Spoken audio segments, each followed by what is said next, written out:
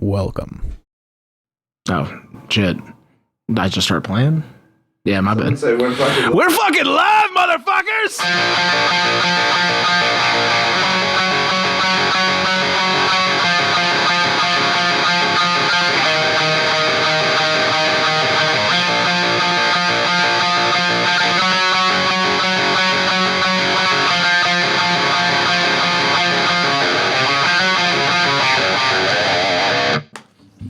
Fuck yeah. Ladies and gentlemen, it's obvious that we have some guests in the room today, but first, let's go over some announcements.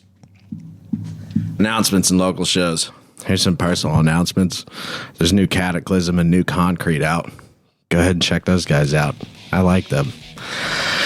Announcements, local shows. If you want to be on, hit us up. If we missed a flyer or a show or whatever, let us know. Send us a message. We'll put it out. June 5th at the VFW OKC. Exit Strategy, Tell Lies, Bad Trip, and Tar Creek. June 7th at the NCOM Cyber Center down in Norman. Oceans Above. I like those guys. They're sick. Yeah, they're Impossible Prom Kings. ISEKAI. It looks Japanese, sorry. And LABADIE House. Sorry.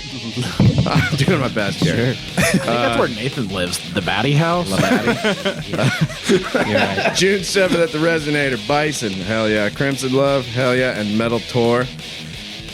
June 12th at 89th OKC. Bad Trip. In Your Grave. Exiled IA. Overtire and Tainted Beef. June 16th at 89th OKC. Revocation, In Ruins, Neanderthal, Jones, and GRAVEHUFFer. June 18th at Temple Live, ICT, that's Wichita. Crown MAGNETAR, or MAGNETAR. I think it's MAGNETAR. Magnator. Doomed for Death, fucking hell yeah. And Given. June 19th at the VFW OKC, DESMADRE. BLACKMAGNET, DREDGE, and PRIMAL HOMINID. Oh yeah. June 21st at the NCOM Cyber Center, SAGAN, UMMO, PERCYBONES, Bakri 11, HOAX, and Old Soul. June 25th at the Hideout, ICT, FATHOM, No Advocate, NULL Driver, Contact, and Malevolent Scriptures. June 27th at 89th, HYPERDOSE, EMBERS Rise, Adam Music Project, Murder by Love, and Bison. Hell yeah. June 28th at the Sanctuary. I haven't been to this one. Never been. I haven't been there. Destroyer, DISCERN, VANTARTAX, and Waning. June 28th at VFW, Hardside, Ozone, Inside You, Free For All, and Shattered Youth. And June 29th at the Resident Head, Cicadia. Yes. That's it, Cicadia. Castell, yeah. Castell, Flora Nova, Dreamsicle, and Oceans Above again. A lot of people getting busy this month in June. Hell yeah. If we missed you, sorry, dude. Send us a message. We'll put it out. It's free. Sucks to suck. Dude, I guess we suck, then we aren't doing shit. Hell yeah. Two of those shows are mine, so it's nice. I guess. We are accompanied today by someone who's been here before and someone who hasn't. Ladies and gentlemen, welcome False Idol, CJ, and Hi. Brady, who also Yo. runs Shark Bite. What's up? I'm back. Hell yeah, guys. Thanks for stopping by and thank you for your time. Do you guys got any announcements or anything? Not yet. We were on a show in Tulsa. That's June 16th, I think. We're not playing that now, which we'll get into why later. We'll get into why later. And Hell then yeah. There's an unannounced show in July that we're not playing. So right now we have no shows. All right. I mean, yeah, pretty much. Nothing to announce. It's all good, dude. Yeah. We'll get into the lore later. I think before we get too deep, we should call the king and see what he has for us today. Is he good for a call? I texted him. Did he respond? Yeah, earlier. Sounds all right. Here we go. He'll pick up the phone. He always Exact does. same way that it went last time. We were like, is he ready? And you're like, I don't know. We do. I texted him a couple of minutes ago and he texted back, so he's expecting a call. Oh, yeah.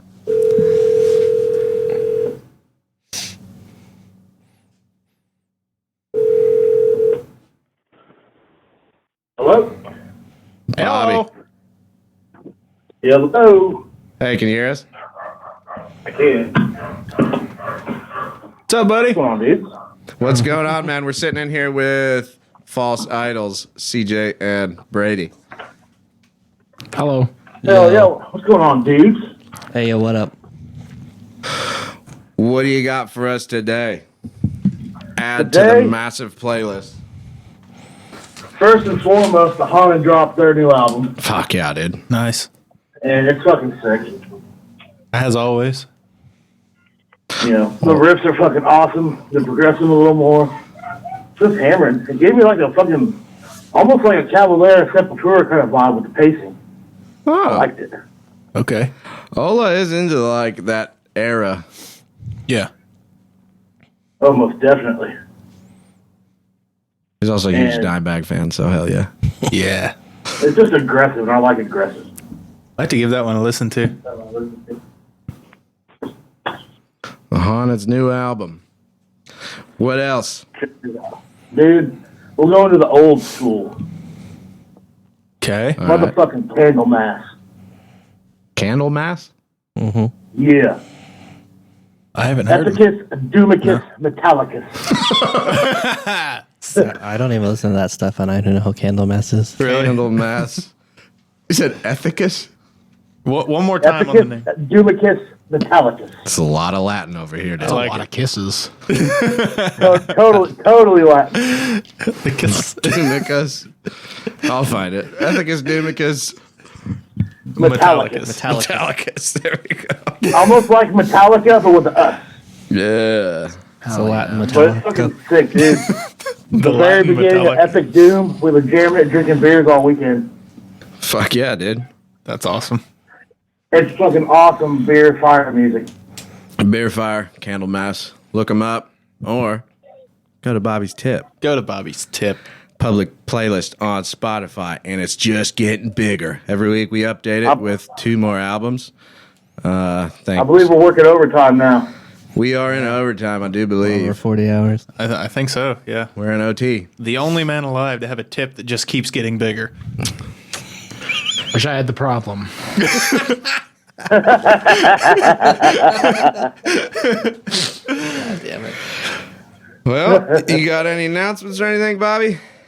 We got something coming up soon. I can't talk about it yet. Hell yeah. I wonder what that could be. Yeah. We don't Who even knows? know. It's definitely not in July. But working on that. We got some other stuff cooking too, man. Hell We're just yeah. getting her going. Fuck yeah, dude. It's good to hear. Well, You know? if that's it, we'll talk to you in a week, brother. Hell yeah, dude. Y'all have a good one. Yes, sir. Fucking Peace. keep practicing. Keep practicing. And keep listening to the tip. And keep listening to the Yeah. tip. Nothing All right. but the tip. On the tip. And listen to Entropic too, yeah. Don't forget to listen to Entropic. Yeah, listen to Entropic too, yeah. Oh, yeah, my bad. Oh, it's funny. All right. We'll catch you in a week, brother. Hell yeah, dude. Later.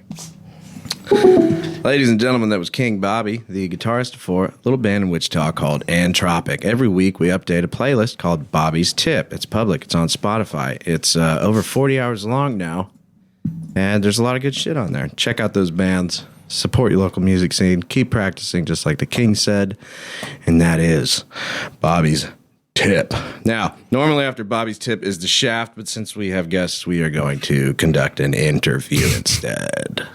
Hell yeah. I want to start this interview off with a little video I found, and as musicians, I just want to see, like, what your opinions are. You know, just anything that jumps out. Okay. Go ahead.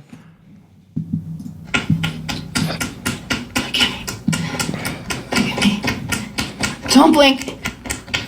Don't blink, bitch. Come on. This is just like Magic Night with Nathan. That's exactly what this is right here. Any thoughts? I don't think she blinked. I don't think so. So, No? She has beautiful eyes. so maybe she won. I like her Maybe. earrings. Yeah? Sure. I didn't even see that. Little, She got little butt plug earrings. little rear end action earrings there. Hell Dude, yeah. if Nathan was here, he'd say he could fix her. That's all I'm saying. She'd say she could fix him. Fix him up. If you don't know, Nathan's our other guitar player. And he's we love him to He's death. special. Shout out to Nathan. He's literally probably going to take me out back and shoot me after he listens to this. So He'll be fine. That's what he gets for not being here. that is true. We did offer him the opportunity to come here and defend himself, just like Brady didn't give me the opportunity. Listen, So whatever is going on, I'm just here to conduct an interview, okay? Hey, if it I'm gets just too here bad, to- we'll just call him up on the phone. dude, we should call That's an option. It's an option. I'll leave it in the air. We'll leave God, it in he would be so mad. All right, we won't do that. All right. Let's start with the easy question. You guys wrote a song called Fake Friend, one of my favorite. Very exciting, very catchy, real crowd pleaser. You got a nice little intro that you scream into the microphone I every do. time. Could you tell us the full name and address of the person that this song is about? Sure. Give me. No, I don't know. I don't know where they live anymore. I don't know what town he lives in anymore, if I'm being honest. Yeah. We actually did hear from him shortly after, or shortly before the EP came out. He didn't reach out to us about the song. He was trying to get back into our lives. It's a friend that Brady and I had in high school. And yeah, he had a very selfish phase. Let's just say that. Okay. But no, he reached out to us and I said, hey, we wrote a song about you. And I sent it to him. And then he never texted me again. He didn't talk to us anymore when he found out the song was about it. That was just a... Also, his intro that he says is true. That's not like he made that up. He did all those things. It is 100% factual. He did steal things from CJ. He did date CJ's sister. Like, those are all actual all the things that I said, I never lie when I'm on stage. This guitar right here is like Wonder Woman's lasso of truth. The moment I put that on, the real version of me comes out, and it's like a Dr. Jekyll, Mr. Hyde transformation. I like it. So that's why I'm not wearing it right now, so I can lie to you guys.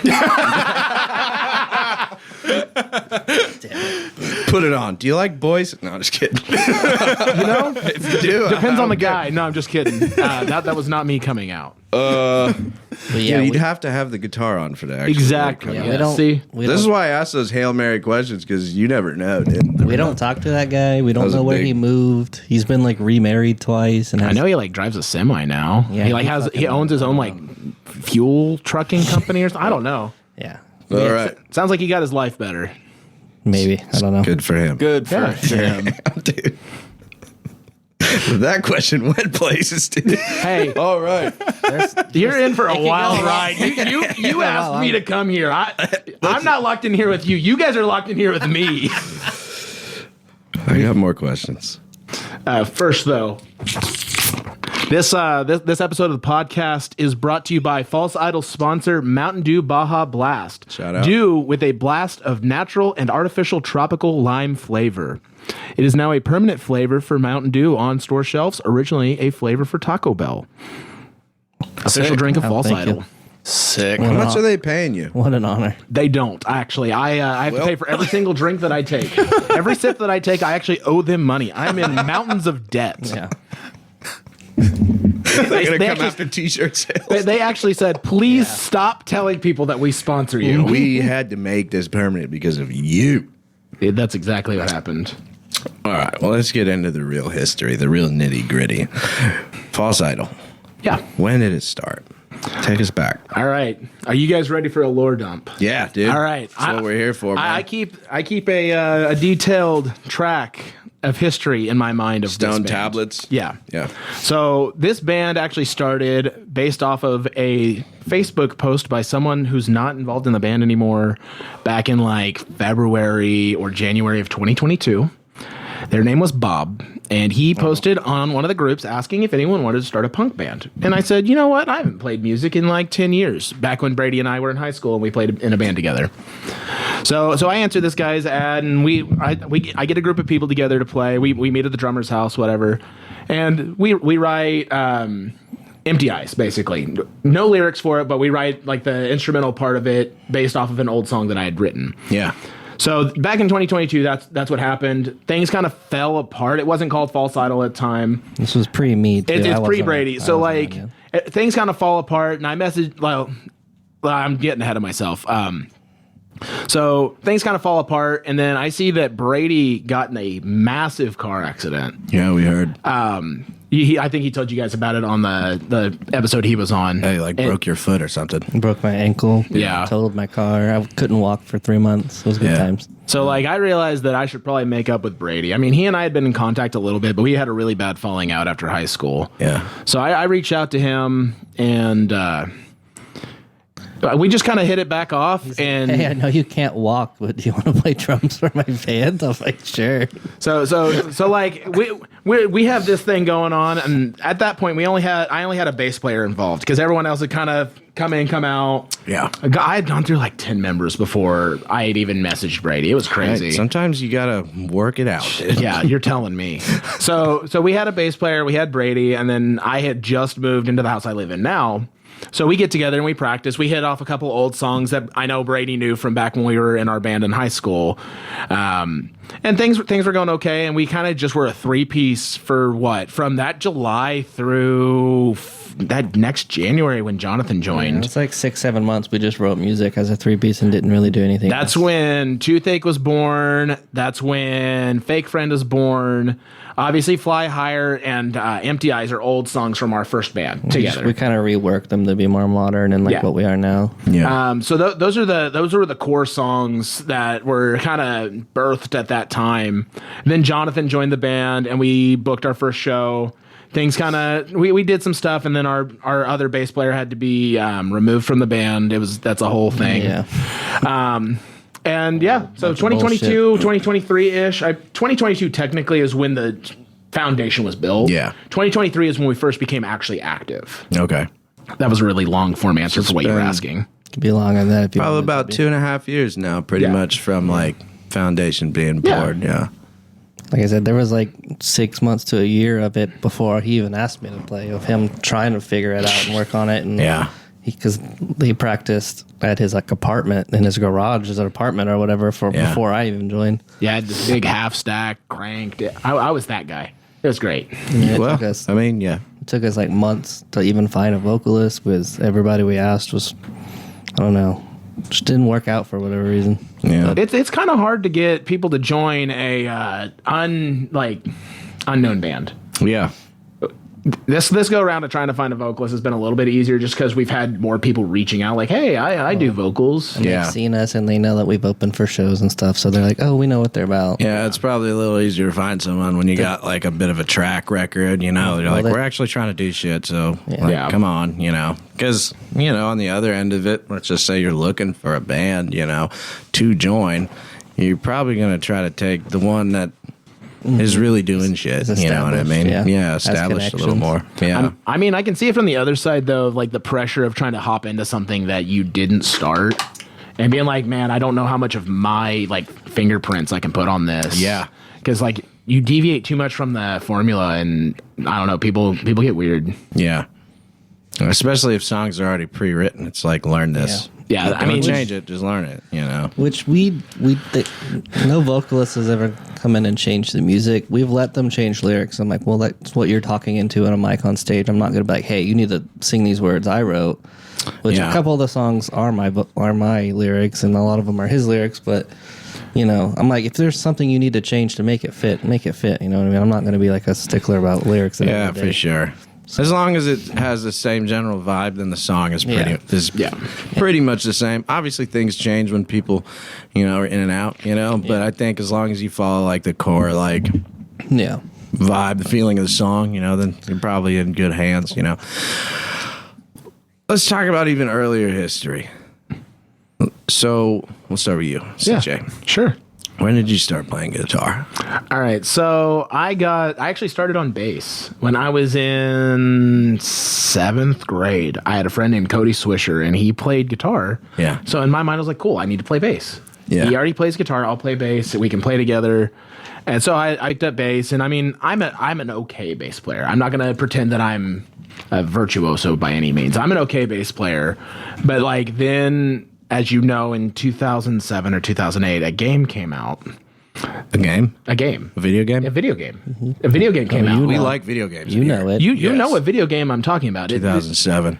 Around 2006, 2007-ish, a game came out for the PlayStation 2 and Xbox. It was Guitar Hero. It came out in that time period. I was thinking Witcher. I mean, that's a good game too. Yeah, but- it came out in 07. So like Guitar Hero came out, I was like, no, this is kind of sick. Guitar Hero. I was like, this is kind of sick, and I kept playing bass and stuff like that, and I was like, yeah, this is fun, but I can't really like do like the cool stuff that I hear on that. And like, so I kept going along, and then I decided to get into guitar. I think it was 2008, and I started off with a little like learning Strat type situation. I immediately, like within a month, jumped over. It was not even a Squire; it was a Starcaster. It was like one of those little like $200. That was like Starcaster, I believe, was pre-Squire. That was Fender's pre-Squire. Yeah, it was like this little Starcaster thing, and it had like the big fat 70s headstock on it. It looked really cool. Yeah. But like I realized it didn't sound like what I wanted to sound like. Because even then I kind of had an ear for like what I wanted my tone to be. So like I was like, okay, I went to Guitar Center to look, and Please say there was Spider. there was there was nothing that I really wanted within my price range, but there was a guy there trying to trade in this Epiphone Special 2, which a Special 2 is like the lower end, like Les Paul that they have. It has 2 pickups, 2 control knobs, and a toggle switch. And this thing was in wine red with black hardware. This thing looked dope. I was like, this is sick. I was like, this is so cool. So like, I bought it off of him because they offered him like $50, and I said I got $100 in my pocket. I said I got $100 in my pocket, and I was like in middle school, so like $100 to me was a lot. I mean, $100 to me is a lot now. $100 isn't nothing to shake a stick at today. Yeah. So I was like, I got $100 in my pocket, and he was like, well, let's go outside. He gave it to me, and like I immediately was like, okay, this is more like what I want to sound like, and I wrote so much music on it. It was all bad.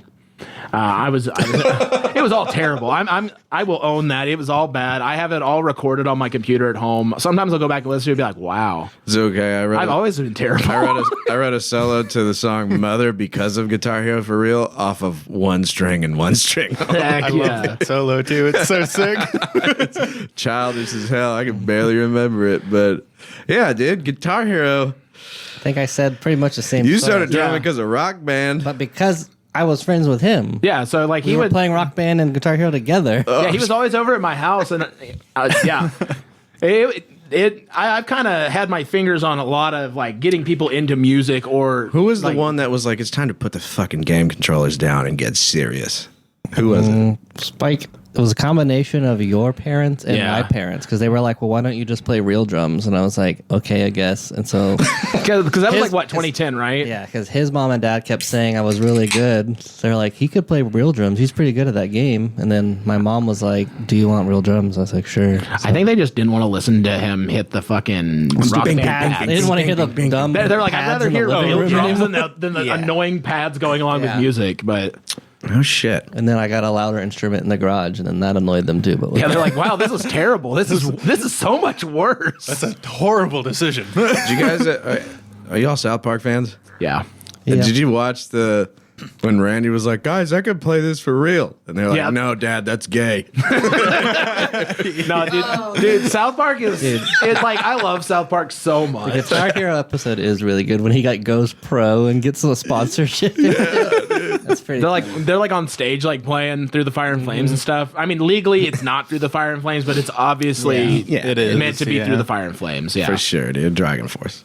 Oh, man. no, yeah, That game really ignited a lot of guitarists. For me, especially. There's so many Yeah. people like our age, like you know, late 20s, early 30s, who are like, yeah, that's the reason I play music. Is that game? I was hoping you were going to out some more people, so that way they lose their street cred. They're like, no, David Camp from Bad Trip plays guitar because of guitar. No, he doesn't. No, I'm just probably joking, does. David, if you're listening. He probably does. It was inspirational. Yeah, for Like- real, though. The fucking, I don't know if I would have ever really found like a song like, was it Mississippi Queen? Yeah. Oh, Holy shit, dude. I listen to that song now and it still gives me chills, and it's from Guitar Hero. That song rips. Probably Fuck's hard. Probably one of my favorite songs that I discovered through Rock Band is "Welcome Home" by Coheed and Cambria. Like the first Rock Band Rock game Band had like heavier Dude, shit on it. I never had Rock Band. Rock Band had the most incredible set list on Guitar it. Hero had the heavy songs, but like they were all like the bonus songs. So like All That Remains, Killswitch Engage, Dragon Force, they were all on there, but you had to like get enough points to unlock them. Like My Curse by Killswitch. It's the first time I heard that was fucking Guitar Hero, and I was like, this song fucking rips, dude. That song fucked me up. I was trying to play that song a couple months ago on the pod, and I was like, yeah. And it didn't go great. It didn't go super awesome, but it was Six a good by All one. That Remains was on there. I do remember that one. Like there were some like heavy ass songs, but they weren't like in the main set list. They were like, "Ooh, you had to go like spend your points to unlock them, or whatever." Do you guys want to know a fun Guitar Hero fact? Yeah. So like peak of Guitar Hero popularity, like 2008, 2009. Guitar Hero 2. Like 2 or 3. Like 2 or 3, yeah. So like I'm in 8th grade. We have an 8th grade dance, and like the teachers have the greatest idea to set up a Guitar Hero tournament. And in my mind, I'm like, oh my god, I'm amazing at Guitar Hero. You're gonna crush. I'd never gone really past medium, by the way, mind you. I'm not amazing at Guitar Hero, but in my mind, I'm like, dude, I am crushing these songs. And then they're like, you have to play on expert. I was like, oh, all right, well.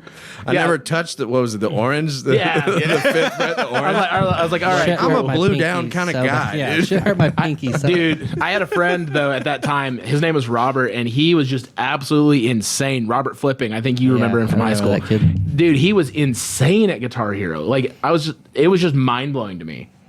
Yeah. But, yeah, no. I realized very quickly that I was out of my depth when I competed in that tournament. You're like, you have to play on expert. You're like, I'm going home. Goodbye. I think my mom's calling me right now. I funny have is to go. the expert songs were harder than the real songs. Oh, like, no, they made it 100%. legitimately. Like if you were to play the real one, it wouldn't There was- even be that hard. There was a lot of extra notes and a lot of extra chords that weren't actually chords or extra notes. Yeah, like I can play Slither like by Velvet Revolver on my guitar, right? And I was like, cool, yeah. I booted up Guitar Hero 3 on an emulator or whatever. I was like, oh, I'll play Slither. Why not? That's one of my favorite songs. I was like, what is this fresh bullshit that you're peddling me right now? That song is dumb easy on guitar. Where are all these extra notes coming from? But no, yeah. Expert mode is just made to be like the Dark Souls of guitar. I think hard is probably close to real and everything. Hard's after not that. bad. I like hard. And guess what? Hard, you don't hit the orange button. So You don't need it. Yeah. You don't need it. You only need 4, dude. I Yeah. had this one guy tell me that everything above the 5th fret is just for people who like to show off. And I was like, that's a guitar you need to I was like, No, that dude. I'm pretty sure Nathan has that guitar. probably. the nut Yeah, He needs a dildo. dude. What is going on? He's been putting shit on the screen the whole time. Yeah, dude. He had some bear tits on there for a little while. You guys missed out on that. Some of them I yeah, was like, dude. am I supposed to comment on it or am I supposed to just look at it? God damn, she's thick, boy. Woo! Alrighty. So yeah, that's when he started playing guitar after Guitar Hero, pretty much, Yeah. man. What was and the same for you, the rock band. But what was that one song where you fucking learned first on the real guitar where you're like, oh, dude, this is it? Maybe something, a riff or something that you still kind of jammed to. Oh gosh. It was probably She Builds Quick Machines by Velvet Revolver. I learned that riff and I was like, oh, this is cool. I mean, I had and still have a huge obsession with the Slash, Guns N' Roses, stuff like that. Yeah. I mean, I know it's not popular to be a fan of them these days because of Axl's vocals and stuff like that. I'm way too involved in that community. I still think they're a really good band. Yeah, Oh no! fine. Like recording wise, their 5 albums that they put out as Guns N' Roses were incredible. Velvet Revolver's 2 albums are incredible. Almost every single thing that Slash has done solo, incredible. Duff's solo stuff's incredible. Izzy, like everybody in that circle is incredibly talented. Yeah. It's just that Guns N' Roses didn't put out enough material for people to consider them to be what they should be. And I'm on here as a fucking Guns N' Roses apologist at this point, I guess. But I don't know, man, because when I was learning guitar, the fact of the matter was Slash was the best guitarist. oh yeah, You remember those days? no, yeah, dude, he was the man. Like he Yeah. was the guy, and I mean, he was definitely a point. Like he was the case of it's more about what you're playing rather than how fast or how many notes you're playing. I struggle a lot with some of his solos. When we started this project, he wanted to learn guitar, and I was like, we should just turn it into a show. There you go. Yeah. Or one of us said that. I don't know who. Both of us at the same time, probably in unison, Probably. in perfect unison. And I was like, well, Mid 69. what kind of music? Because I've always been of the fact where it's like, if you don't actually like what you're playing, because I've had like 1 month of guitar lessons or whatever, and they're trying to make me play some shit that I'm not really Yeah. trying to groove with, you know. Yeah. Who wants to play scales? I don't. Yeah, I want to rock, dude. Like I'm in my bedroom. And they're like, you need to practice your scales, and I was like, I think I'll play TNT instead. Yeah, You know exactly. what I mean? Like, I don't want to do this. Same on drums. I'm not gonna do fucking paradiddles or all that bullshit. I don't give a fuck. Paradiddles. Exactly. What is that? A real term? That is a real drum term. It's. I think he made that It's up. like left, right, left, left, right, left, right, right, left, right, left, left. Like that's a paradiddle. I'm like, I'm not gonna sit there and fucking practice that shit in my room. I don't give a fuck. No, play something sick. I'm dude. starting to. So, a caveat. I'm starting to actually believe in like the scale work. And Oh stuff. yeah, no, 100%. The foundation is so real. You have to learn that stuff. But when you're first beginning, it's like, dude, I just want to sit down and rock. I just want to rock. I'm gonna fucking, you know. And I asked him, I was like, what do you want to? What are you more drawn to? You know what I mean? And that's kind of where like our nicknames kind of came from, because he likes more of the lighter stuff, and I like more of the fucking. I like gore grind and stuff. You know what I mean? Not saying that he doesn't like it or anything, but I was like, what do you want to learn? And we were working together, and we always made this joke about the song Civil War. It's a great song. It's a fucking amazing song, It's right? an incredible It's song. not a beginner song at all. No. Yeah, so every time my boss would ask her to do something, we're like, can't I? My hands are tied. You know? Shit like that. It was just dumb. And I was like, if we don't learn that, you know, what are we doing? You know, and yeah, we bombed the dog shit out of The that. first song I tried to ever learn on guitar. So like I have this really bad habit of like if I'm trying to learn a song, the only part I want to learn is the part everyone knows, because I kind of view covers as party tricks. So like if I'm gonna play a song that people know, I'm like, oh, I'll just Freebird! I'm just gonna learn the part that people are gonna go, oh my god, that's That's it. Welcome to the Jungle, or that's Civil War. Like I don't bother, and I know that's a really bad habit, and I can go and learn a whole song, but I'd rather write my own stuff. Yeah. But like no, like all the like big songs that I know, it's literally just bits and pieces. Like I can play the intro to Welcome to the Jungle, I can play parts of Civil War. So, and I have a general gist of the songs, and I can play them. I think the only Guns N' Roses song I know all the way through is "It's So Easy," and that's because it's my favorite song off of Appetite for Destruction. Okay. But like that song would not go right now in today's climate. So Hey, so we were sitting down jamming a couple weeks ago, and we went down a weird rabbit hole of how that intro to Welcome to the Jungle was made. Like if it was like delay pedals and this and that and whatever. You said you can play it. yeah. Go ahead. I want to hear So your rendition. there's two different ways to play it. Okay. I learned how to play without a delay pedal. Okay. So it's kind of really stupid the way I play it. And like most people that know how to like that play it in cover bands, it sounds technically correct. Okay. So let me make sure that mute. Gotta turn the mute off. All right, so the way that I learned to play it, and this was like me kind of learning by ear, kind of learning by video, is I do a lot of like back and forth tracking, but you could also do it like shit. If my delay was up higher in the mix, it would Right. sound right as well. I don't have my delay turned up very high because I don't use it for very much. But the technically correct way is to go, or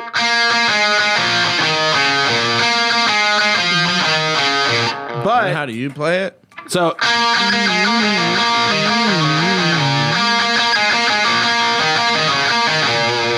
that sounds more correct to me. Agreed. Because it has a lot more of the bouncing back and forth, which is what makes that intro sound so cool. Yeah. That was the like debacle that we were getting in. That was the weird rabbit hole, is everyone was like back and forth on that exact thing. I think it's more a matter of what's comfortable to you and what sounds right to you on that. So, I mean, it's just one of those things. Yeah. Because there's so much of that. No, you need to play with a delay. No, I think you just play it how it sounds Yeah. the best to you, you know? because like I mean, really. I was showing one of my friends that's also like in the Guns N' Roses fandom, and he was like, "Why do you play it like that?" He's like, "You're playing it so like you're making it so much more challenging than it has to be." I was like, "Well, it's how I learned it, man. I don't know." Yeah. Yeah.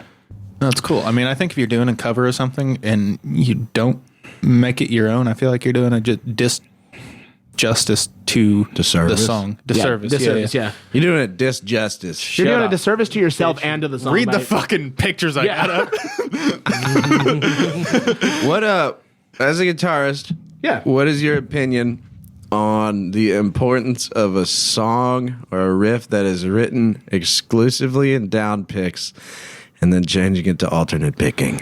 I don't give a flying fuck. Yeah, baby. I'm gonna play the song however I want to play it. I don't care. Because like you could argue that like our song Parasite, which is that song, it should just be like it should be like that. That's more punk rock. It's more punk rock, but I'm not gonna sit up on stage and give myself a fucking cramp by doing that for 2.5 minutes straight. Because that song is the simplest song in our entire set, and it's so like dumb to play. I'm not doing that. And now if I was playing like a Metallica song where it is absolutely important to do that for the entire, like for the song, because that's just what James Hetfield is. He's an absolute monster at doing that kind of stuff. Is it though? Because one of my favorite guitarists, Gary Holt, is like, hey man, if you just alternate pick up harder, Exactly, yeah. it's kind of the same thing. I mean, I mean, it took me forever to get alternate picking down. Like chord alternate picking, that's fine, but like doing stuff like the Welcome to the Jungle where I'm alternate picking, I could not alternate pick that to save my life until like the last 5 years. I'm just wondering. Well, right now I'm working through a song called "Dawn of the Angry" by Morbid Angel, which the riffs are really a lot of tremolo picking, right? Okay. I'm not very good at it. I don't even know what tremolo picking is. It's the fucking black metal that Okay. you know. Yeah, I'm not doing that. And it's one of those where it's like it's not even. I'm not going to say it's not skill, but I'm hitting a wall right now that's like a musculoskeletal wall. Okay. Not even like a. Oh, I just haven't practiced it enough. It's like I just can't fucking go that fast. Dude, you know what I mean? There's songs like that too. When I like listen to drummers who blast beat, I'm like, how the fuck do they do that? They work up to it, man. Bro. They There's literally songs that aren't heavy like that are hard too. Like fucking, have you ever listened to Everlong by the Foo Fighters? Not a inherently heavy or crazy song, but he's just Yeah. like the entire just fucking fucking song. kills He's you. just doing the hi hats, and I've tried to play it, and my arms get fatigued. Like I can't play that entire song, and it's not even a crazy song. No. I'm starting to work through that, and I'm like, I don't know how long this is going to take, but I think I'm going to try to hammer through. I'm going to push through it. But I agree. I think your outlook on how riffs should be and how they shouldn't be and all this stuff, I think it's like, you know, what's coming out of the speaker, and do you like it? so like You know, if the answer is yes, just fucking rip it. exactly. I mean, Deal with the problem later. I get procrastinate. You know what I mean? Playing with it, especially like us playing live. Like I have to be able to do we that have to stuff be able to live. play it live, and it sounds good. And you we do not get vocals at the tired. same time sometimes. So I it's do. Like, So like a lot of times, whenever I'm writing, I keep in mind that sometimes I have to do vocals, and also like whenever we're writing, we typically write as a band. Like we write all of us in the same room at the same time. Like I'll come with a riff, but then like we sit down after we get done running our set because we treat every practice as if we're playing to an imaginary crowd. Ooh, that's why that's why I'm so comfortable like talking to the crowd, is because I have a rough idea of what I'm going to say at every point in our set. we know we always make sure to say the venue we're playing at. We memorize the bands we're playing with. Yeah. Just makes you. yeah, that's a good nice. tip, by the way. I mean, I every time we practice as a band, I treat it as if we're playing to an imaginary can you crowd. imagine that? I don't know who the fuck was up here before, but check us out. No, dude, I say some unhinged stuff at practice. We've noticed that some shows, the other bands won't even say that they're bands that they pick. They won't shout out the metal. Dude, that irritates Or me so much. This has happened to us specifically maybe a fucking 100 times at this point. We get called false idols with an S. Often. Yeah. It's It's fine, just one but one singular idol. But it's false idol. Just one false and idol. people say false idols. They say it every time. I'm like, That I sounds just let too it go old at this school. point. It's It's like, funny. oh, look, it's fucking Jerry with the Yeah. false idols. You know? Exactly, Like, yeah. come on, dude. yeah. So we think it's funny at this point because it happened so like the first like 5 times we were like, hey, you guys said our name wrong, and then now we're just like, we meme on it, dude. It's yeah, funny we're to just us. like whatever now. But So like you were talking about like whenever like you're like doing a riff or whatever, you're making it work to where you play it as it works for you. So like we have this whole thing though when we're writing though that I call going where the hand guides me. I got all tongue tied there. When we are writing, if I cannot make a part of the song work as we have envisioned it, we scrap it because wherever the hand comfortably goes, it's like a guiding. It's like, dude. Oh, so fuck, so it's like I'm being taken who. over by a entity or a spirit that is guiding me as I'm in my fugue state while I'm writing. Yeah. And wherever that goes is where the song needs to go because otherwise it's not natural and it doesn't work. I forgot who the fuck it was, man. It could have been Clapton. It was someone from that era. And someone asked him, it was like, well, how do you write a song and this and that? And it was like, if the song doesn't write itself in 30 minutes, just fucking move on. Yeah. And I was like, holy shit. Because I've written some stuff and like I've never recorded anything or anything like that. But I think writing's a good thing to do for every guitarist, even if you're not going on stage. Yeah. But I've gotten where it's like, oh, I really want to fucking write a song, you know? And you're just like trying to crank something and it's just nothing but bullshit and this and that.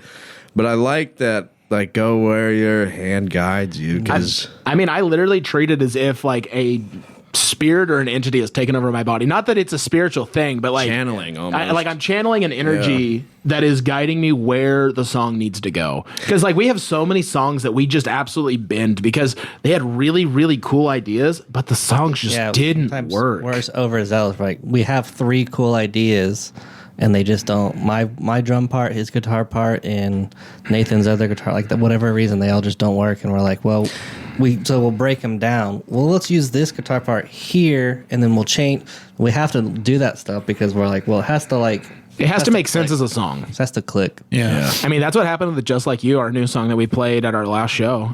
That song is so fun to play, but we had to work on it for a while. I mean, like the main idea of it was definitely one of those written in like 30 minutes kind of things, but the refinement of it was like, it took us like, 2 months to get it figured out right? I mean, it wasn't 2 months of constantly working on it. It was like 30 minutes at a practice here, 30 minutes at a practice there, like, yeah, that's so close to being right. But then we would like come back to play and we're like, no, that doesn't work. And then we finally got it to a place where we like it. Now we're going to work on that song, Paint Me Up, which is the riff I played at the beginning. Okay. That's another new one that I've been sitting on forever. 80% there too. It's like we just got to like keep practicing it essentially. So you keep the old ideas in a bag and then you're like, let me fucking... We actually, for a while, I don't think it's outdated, but we have a whiteboard in our practice space where we write down our set list that we're going to play for whatever the next show is. And the other side is song titles and then what they are. So like, oh, this is a song he started working on. It's called Avalanche and it's like riffs only. That's the only thing we wrote for it. Or like, we have Paint Me Up, 80% there, finish core. Like, it's a good organized way to do that, you know, because sometimes like you're like, oh fuck, I remember only a part of the riff. You know, it's gone. Dude, you know, I have some absolutely insane riffs I'm sitting on right now that are just waiting for an opportunity to use them. And does this happen to you? I assume it does, but you'll write a riff and you're like, holy shit, this is the intro for the riff I wrote a year ago.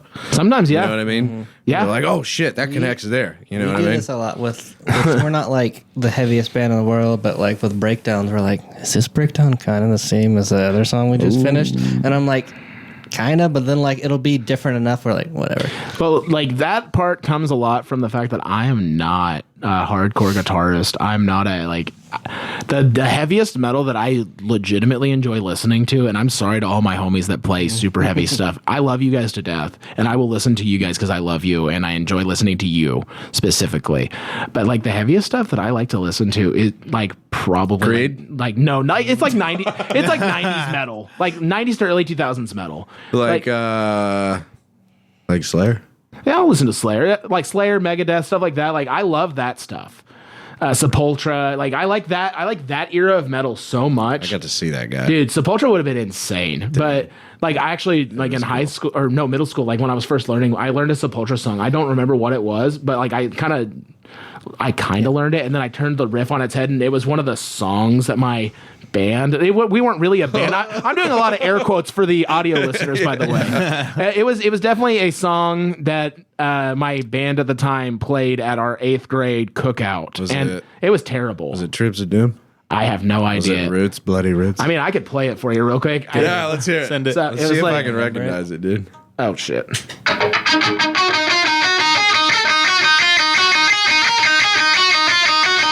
It was something like that, dude. And like That's probably not exactly right, but like that was early in my learning guitar. So like I was not doing like string skipping. I wasn't doing like One anything string king, yeah. I was We a were one string all king there, at the dude. time, dude. Yeah. If it couldn't be played as like a 3-string like bar chord and down tuning, it was one string at a time, baby.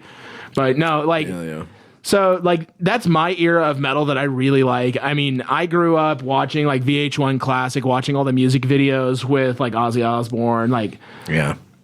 that's just what I enjoy. He didn't learn what metalcore was until he met me in like 2010. And even then, I kind of so- shit on it, to be honest. I was kind of an asshole. He liked, Personally, like, A Day to Remember. I sympathize with it because I went from, like Guitar Hero songs to stuff like, Exodus and Slayer and fucking Carcass and like that kind of older, Yeah. like Megadeth style, really fast, thrashy kind of stuff. And then I slowly kind of, I don't want to say graduated because that sounds pompous, but like, necrophagist and stuff, Yeah. to where it kind of even got You just- a little yeah, you darker go and stuff, deeper in the hole. But as far as like metalcore, like, yeah, I know Killswitch Engage. Yeah. I never is really sick. got Suicide Silence. I know Yeah. those guys, I never really dove into that until probably about a year ago, to where I was looking for just different kinds of riffs.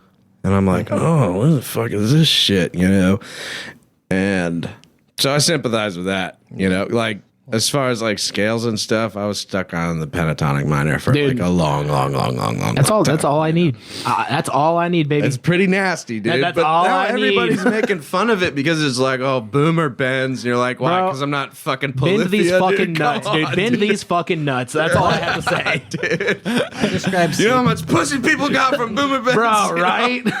I describe CJ's riffs as like 80s riffs or like boomer riffs sometimes, but like we make them modern. Like we make them up to fit hardcore or punk or whatever we're playing. Do you guys want to hear what Fake Friend sounded like originally? Yeah, we would love to. So like Fake Friend was originally written as like a 80s Guns N' Roses style. play the new version first. Okay, so the new version is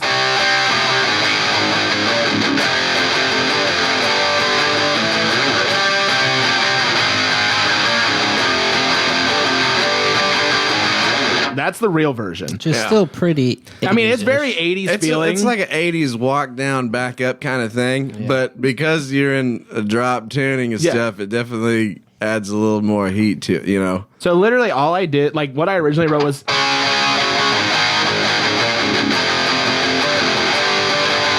it still had that essence to it, but it was the That high note, I can't even really remember the high note. But it was A step up. so it was like kind of a step up and more major key, and I took it and put it more in a minor key, and it worked better. I was like, that's a much better song. That first chord that you play just reminds you of like something from like, Sounds like Poison. Blitzkrieg. Yeah, pop, exactly. Honestly, so that like high note sounds like a Poison song to me. Like all fucking day. you Like, guys all want fucking day. I have an even more fun fact, but I'm not even sure Brady knows. So it's actually based on Mama Ken as covered by Guns N' Roses on their live EP. so you're a Guns N' Roses fan? Oh, massive. Yeah. Yeah. I mean, if we haven't already established that, because like that goes.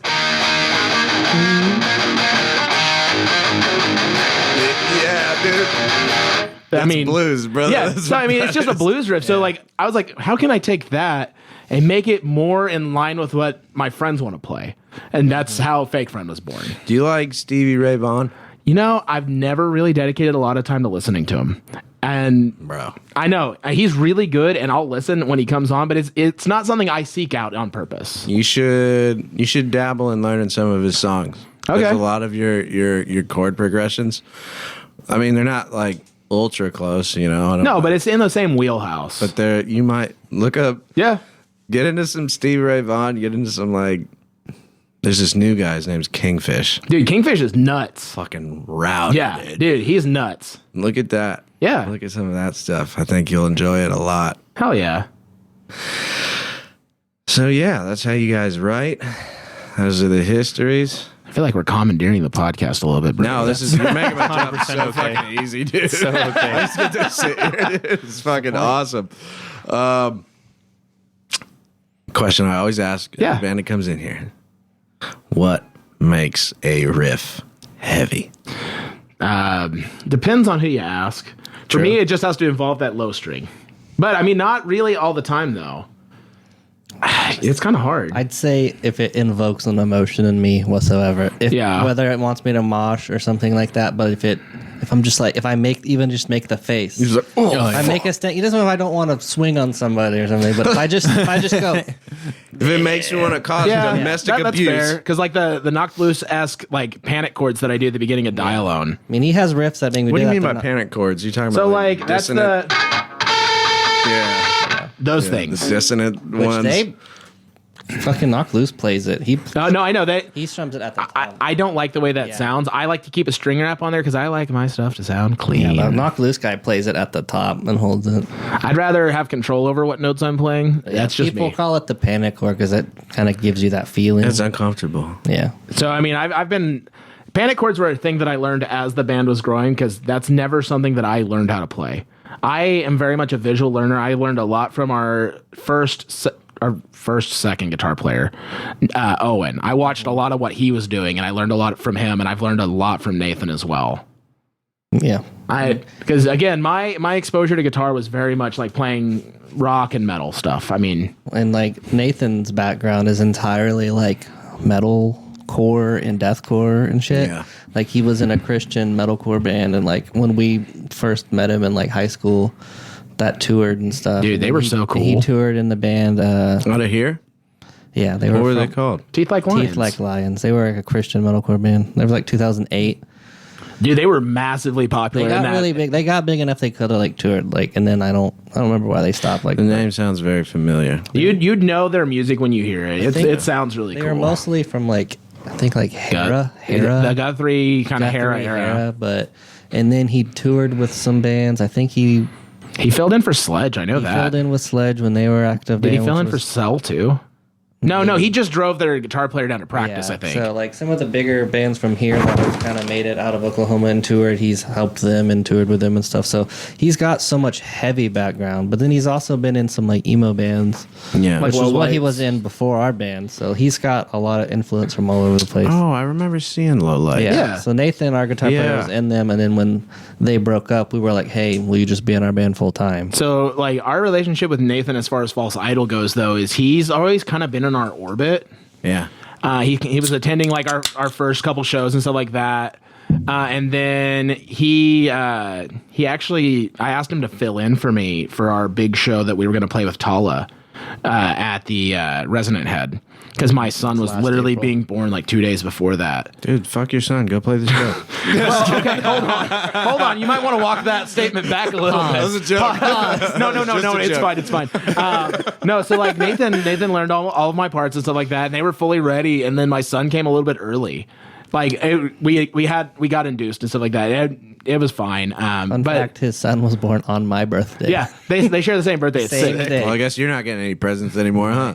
His present is getting to hang out with my kid, dude. You get to hang out with the I get to new version. babysit. Yeah, he babysits my kid all the time. Hell yeah. That is my dude. favorite present to give all the family members. Right? It's like, well, I got you a present. You get to hang out with your grandson or Exactly. your nephew. Or I made this for you. Yeah, exactly. Yeah, but no. So like Nathan learned all our stuff to fill in for that show, and then I ended up playing it because like I was going stir Well, crazy. he had been in the hospital for like 3 days with his wife, and Dude, at a point she, that his 36-hour wife was labor. like, "Fucking she was like, go "You need to somewhere." go somewhere else." Yeah, she Dude. said, "Go do something." So he got to play. I watched anyway. my second son be Sick. born in 8 fucking minutes, dude. I wish, dude. That was crazy. Dude, if she could have That had dude him in 8 swam out. minutes, that would have been the coolest thing ever. No, 36 hours in labor, like 4 hours of that actively pushing. I felt so bad for her. He was live, like Dude, I was updating live us tweeting the band chat. In the band chat, like, been here for this amount of time. This is where we're taking too long. Yeah, yeah, bro, that was course rough. of a weekend. should Like, have brought and my Xbox. Like she immediately forgot about it though. Like she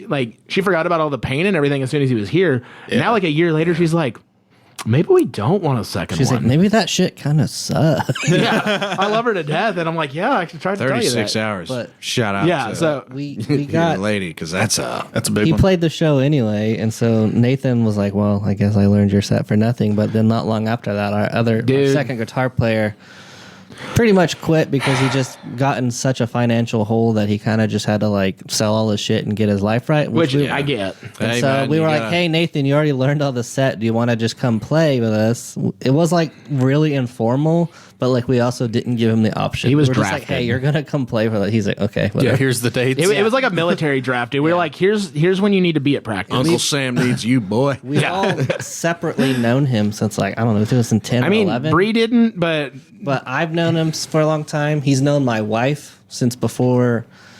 He's known her longer than I have. and we've been internet friends for a So long we've time. just known him. So it was like, well, we've just known each other forever. It's gonna work. Yeah, he fits the vibe. I mean, me and him get along really well. Once we started like hanging out in person, like we hang out all the time outside of the band, like me and Brady used to do. Like, Hell yeah. it's just a lot of like hanging out. It's easy. Like I like when I can hang out with someone and I can literally sit there and do nothing, and it's still fine. You know. Yeah. But no, Nathan was gonna fill in for me for that, and he obviously jumped in and kind of jumped in feet first and just kind of fit the vibe. So Yeah, yeah. And not long after he joined was when his band broke up. So it was like now he's really has nothing else to do but our band. So we're like, you're not going anywhere now. Yeah, he tried to quit once. We said, no, you don't. No. Anyways. You've been overruled, actually. So We practice every Saturday and we come to practice, but hey, when was the last time Lowlights practiced? He goes, I don't know, like 3 months ago. We were like, what? And he's like, yeah, we got our show next week. I was like, what are you fucking talking dude, about? low lights dude? out here catching If strays we right don't now. practice the week before, They we have like sounded a pretty meltdown. good. I watched their last show. They are all really good, but it's just sometimes we were like, how the fuck have you not practiced? Like, and we have other friends who are like, yeah, we just practice when we're all free. It might not ever be the same day, and that like stresses us. I need that structure in my Yeah, life. 100%. Like I get this podcast. Like I constantly eat shit on it. But if I go a week without practicing at all and then do a podcast, like Dude, it's I rough. can't even talk. Like I'm just fucking nervous. I'm scared. I shit my pants a little bit. Hey. What's your final answer on what makes the riff heavy? Because you can't just say it's up to everybody. Yeah, you know. Like, come on, Yeah, so I was trying to avoid that. No, we so want to know. Dude. I kind of like Brady's answer. It's just how it makes you feel. If you make the face. yeah, if you make the the face while face. playing it, because like there's certain parts of songs that I'm just like, no, that cooked. Like that's good. That's some It hard doesn't shit. have to be the tuning of it. No, It's yeah. not- it could be the lightest riff ever. But yeah, that's sick. Like it doesn't matter. Just if you feel something out of it, and it Yeah. doesn't have to be anger. I can just in general. Yeah, sorry for deviating off the. No, it's okay. I got you, Doc. It's all good. All right. So let's talk about, you were talking about how you got this guitarist, you conned this guy, and now he's stuck with you. What happened to the vocalist? Which one? The recent one. Oh, The recent. okay. one. So the guy that was in the band. We don't got to name him or anything. I don't want to be malicious Yeah, or anything like that. I'll name drop him. I don't give a fuck. No, cut that. I'm just kidding. Don't cut that. It's fine. I don't. I mean, it's not like people don't. No, know I who mean he is. publicly admitted to what he did. I mean, We don't know. so his name's saw- Jack. So his name's Jack. He's from Lawton. He came to us through our bass player Bree, working with his now ex. Okay. So that's kind of sets the base for it. You know, it kind of sucks because he jumped in and immediately nailed our He material. was really good. like. He I heard. came to Like- practice ready to fucking go. Already knew 3 songs like by heart. And Didn't even look at his phone. He already Learned knew the lyrics. and learned a 4th one on the spot and just was just going. I was like, this is sick. Yeah. Like we are ready to get back on track because I mean, losing Jonathan really took a lot of steam out of our engine. You know, like it slowed us down a lot. We had to sit there and rethink things. We did a show where I did main vocals for the entirety of it, and it was We fun. talked about for maybe a month. Like, let's just us do vocals. Like, I'll try to do some. He'll try to pick up a little bit of slack. Nathan can scream too, even though he doesn't in our current band. Yeah. He's like, I'll do a little bit, and Breek does a little bit. Like, well, we'll just cover what we're missing between the 4 of us, and we did that for a little bit. We played a show. I don't know that any of us were that in love with it.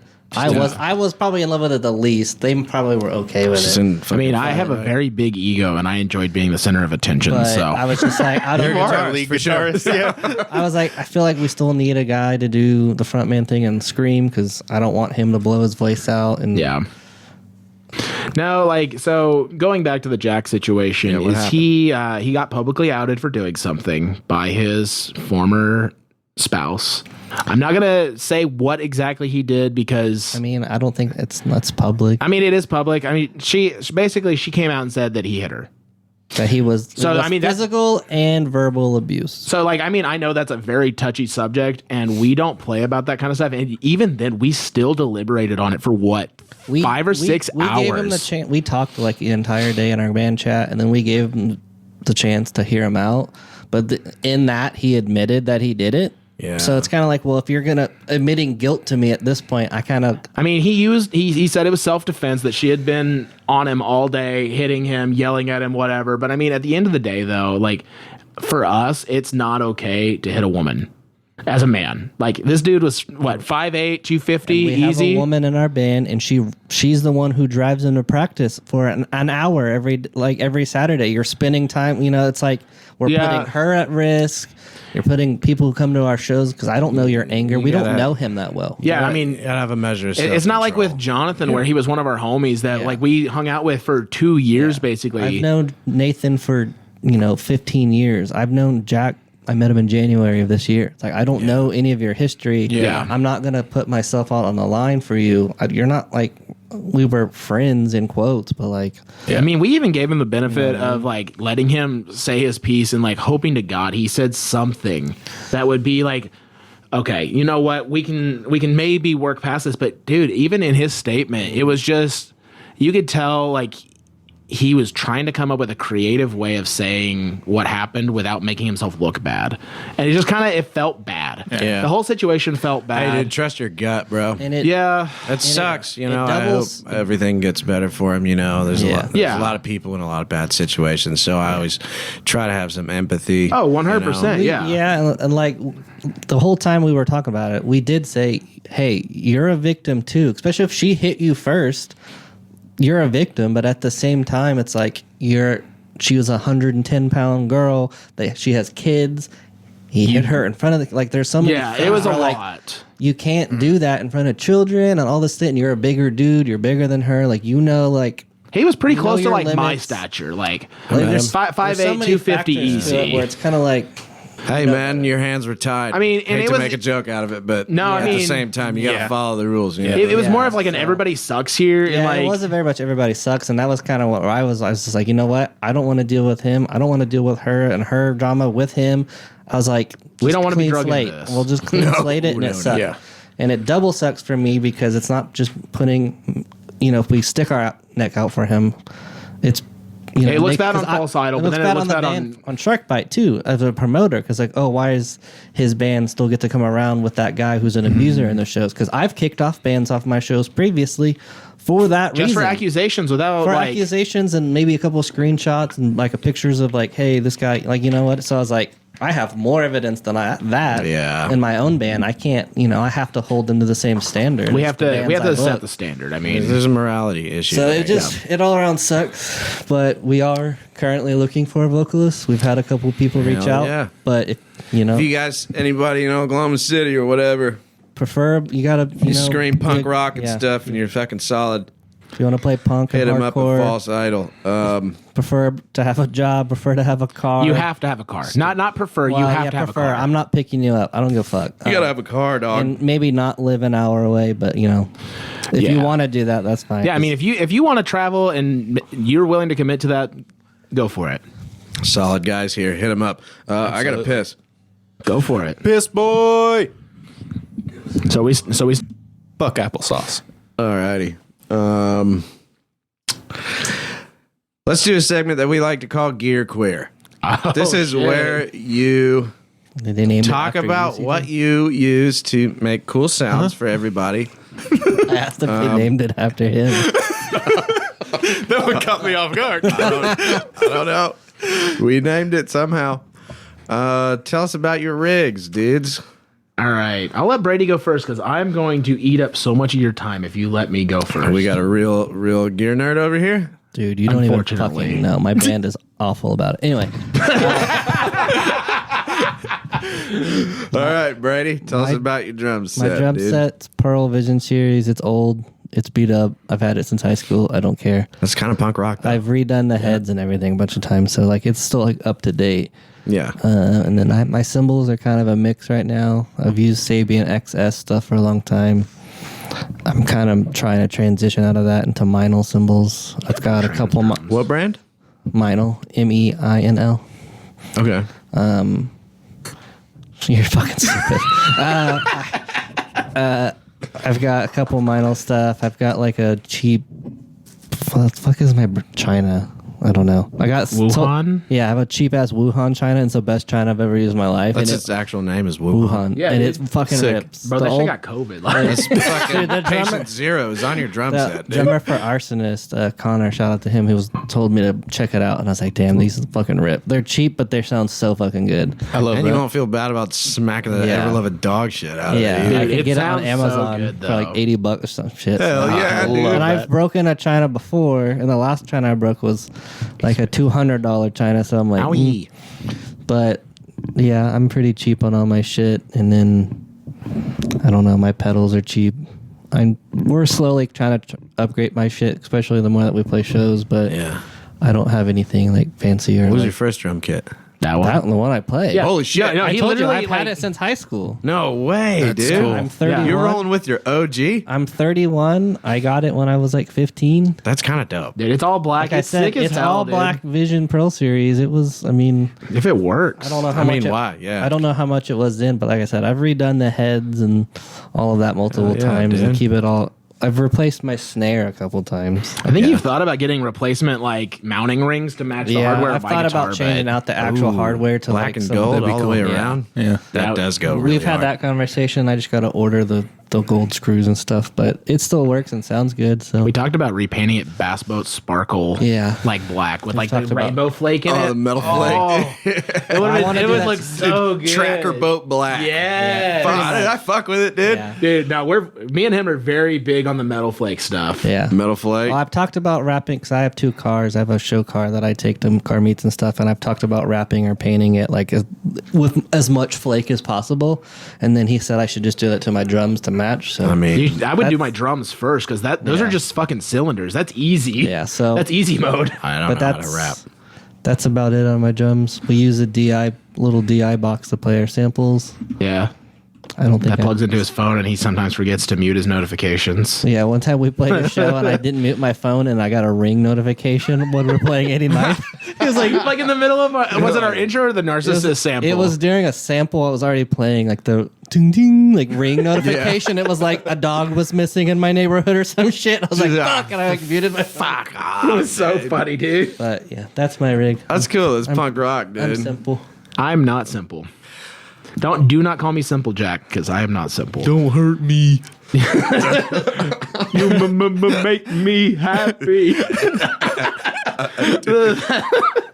No, so Let's hear it. What do you got? So when I started the band, I was playing a super cool custom Les Paul that I had custom ordered back when I graduated high school. And What color? It is what they call a guana burst. It is a green to yellow burst. Green as fuck. Dude, it is the coolest Les Paul I've ever played, and it's named Envy. Pull a picture Dude, up. Dude, yeah, you gotta. I want to see this iguana burst. Hey, Google, show me this man's butthole. All right, dude, the iguana boomers. burst on my face. Dude, you the know what I mean? boomers either love me or hate me when I post this in the like Facebook groups. I guarantee you. No, dude. If you look up Iguana Burst Les Paul, there is a better than like 50% chance it will pull up a picture of my Les Paul. Probably will.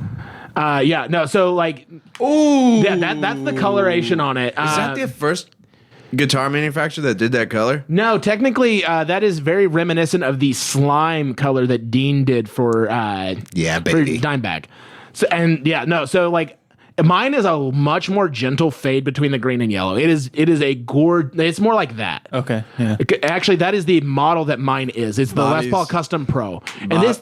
So the guy we were just talking to, Bobby, on the phone, he's got a slime Solar V. Dude, yeah. God, no, dude. this Les Paul is Shit goes hard as fuck. No, that Les Paul is just incredible. So I started with that when I started the band.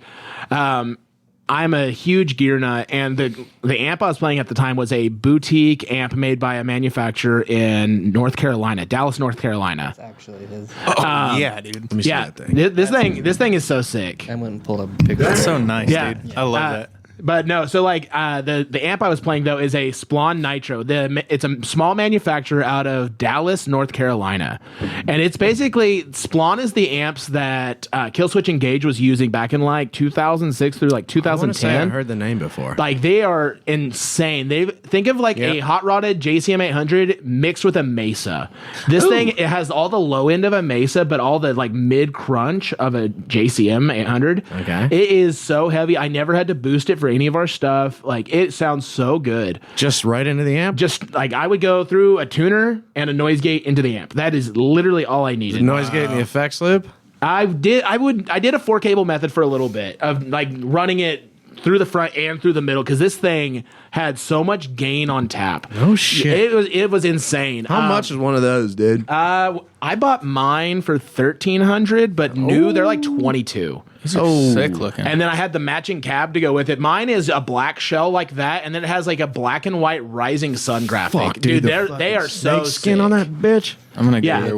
Whoa! These things are insane though. First few shows that we would play, people were like, "What the fuck is Spawn?" And then occasionally be like, dude, I get the gear nuts. I get the gear nuts that are like, bro. There'd be so cool sick. guys who are like, "That's cool," and then Like, the other and people I are hate to what be- the fuck is that? I hate to be this guy, but I have very much the mentality. If you have to ask what it is, like it's like you can't afford it. And I know that sounds really pretentious because like it's so expensive and so like niche. Got a And Warren Buffett over here. And I stumbled upon it when I was making good money selling like ID card machines to the Indian like casinos. So crack. Basically, right. yeah. So like pretty much. Well, it's funny he talks about how the expensive stuff is because So you were ripping off the natives. No, and no, you got a I sweet am amp. Native American. Thank you very much. That's why they liked working with that me. song, our song "Fake Friend," that guy that's about that guy told him when he got that green guitar that he didn't deserve it. He was like, "You don't deserve something that That's nice." just like that Which I'm asshole like, that said every fret above 5 is showing Yeah. off. Yeah, so, Exactly. Which is fuck you, man. This is More what I want. inspiration for that song because it's like Yeah. you're just mad you can't afford it. Yeah, I named that guitar Envy. I Envy? am a petty asshole. Envy green? Like I went Yep. and bought a green Les Paul that was as expensive as that is. I'm not comfortable saying the price I spent on this thing. Can you tell us? No, it makes me feel uncomfortable. No, it's a little Six- less than that. $6 I grand? think it was about $4,000. I thought it was fine. No, it was about $4,000, and I went and The bought guitar this was thing $4,000? because the guitar was $4,000. That's not bad. So like I went and bought this thing specifically to piss this guy off. He was my roommate at the time. That is petty. I went and bought this thing, and I was like, nah, dude, this is gonna piss him off, and it You did. didn't even like Tom Petty. That's how scratch petty the that is. surface of the iceberg of how much of a shithead this guy is because I've known him way longer than Dude, CJ. yeah, it's I met bad. this kid in like 3rd grade and he's done so many shitty things to the both of us together and separately. Like, Have you ever thought about just beating him up? dude, I had recurring dreams for about a been year. years. I think his life has Yeah, his beat life him up kinda sucks, without me dude. having to do anything. So it's fine. Karma came around is all I'm saying. But no, so like, anyways, that was my rig when we first started doing False Idol. Is that Splon and the fucking Yeah. Gibson. Yeah, the Splon and the Gibson. And then I was like, I got really into this band thanks to Brady called Dragged Under, which you probably know who one of the major people in Dragged Under is. His name is Fluff. He's on YouTube. He does guitar content. YouTuber. His name is Ryan Bruce. He makes tons of YouTube content. And he is literally the reason I bought my Stingray. Because he kept talking about just how well it played, how well it stayed in tune, and literally just it being a fucking riff stick. And I think he played one on tour with Dragged Under. That is what his main And guitar so is. As soon as CJ saw that, he's like, I need to check these out.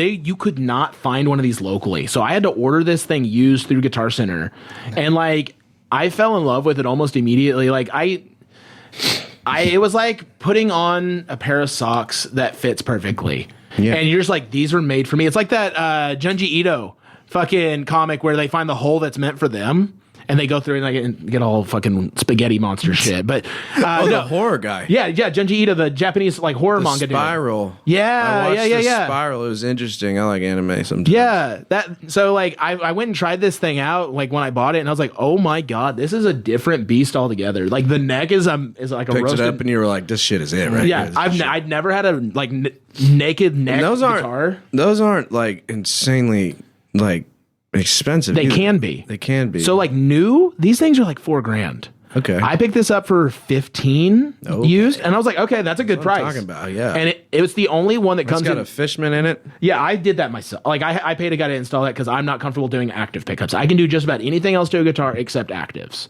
just because I don't know wiring. I don't do shit. I make him do. Me and Nathan do pretty much all of our like modification stuff. Okay. But like no, so I bought this thing. I'd never had a guitar with a naked neck that I liked. This thing, the only thing that's on the neck is like a wax finish, and I love it.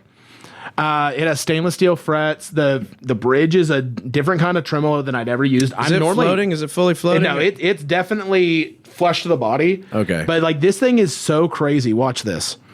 Let's hear it. So like I can do a full on just like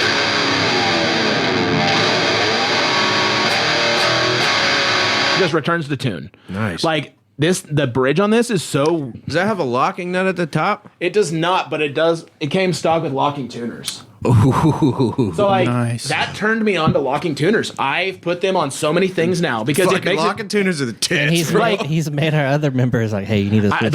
I bullied them. I'm like, you need to go buy these because it took it to where I can do a string change in like 30 seconds. Dude, From the time of getting a string out of the package to getting started on tuning. I've changed strings on stage and it's just mind numbing how fast I can do it now. You thought about working for NASCAR? I probably should.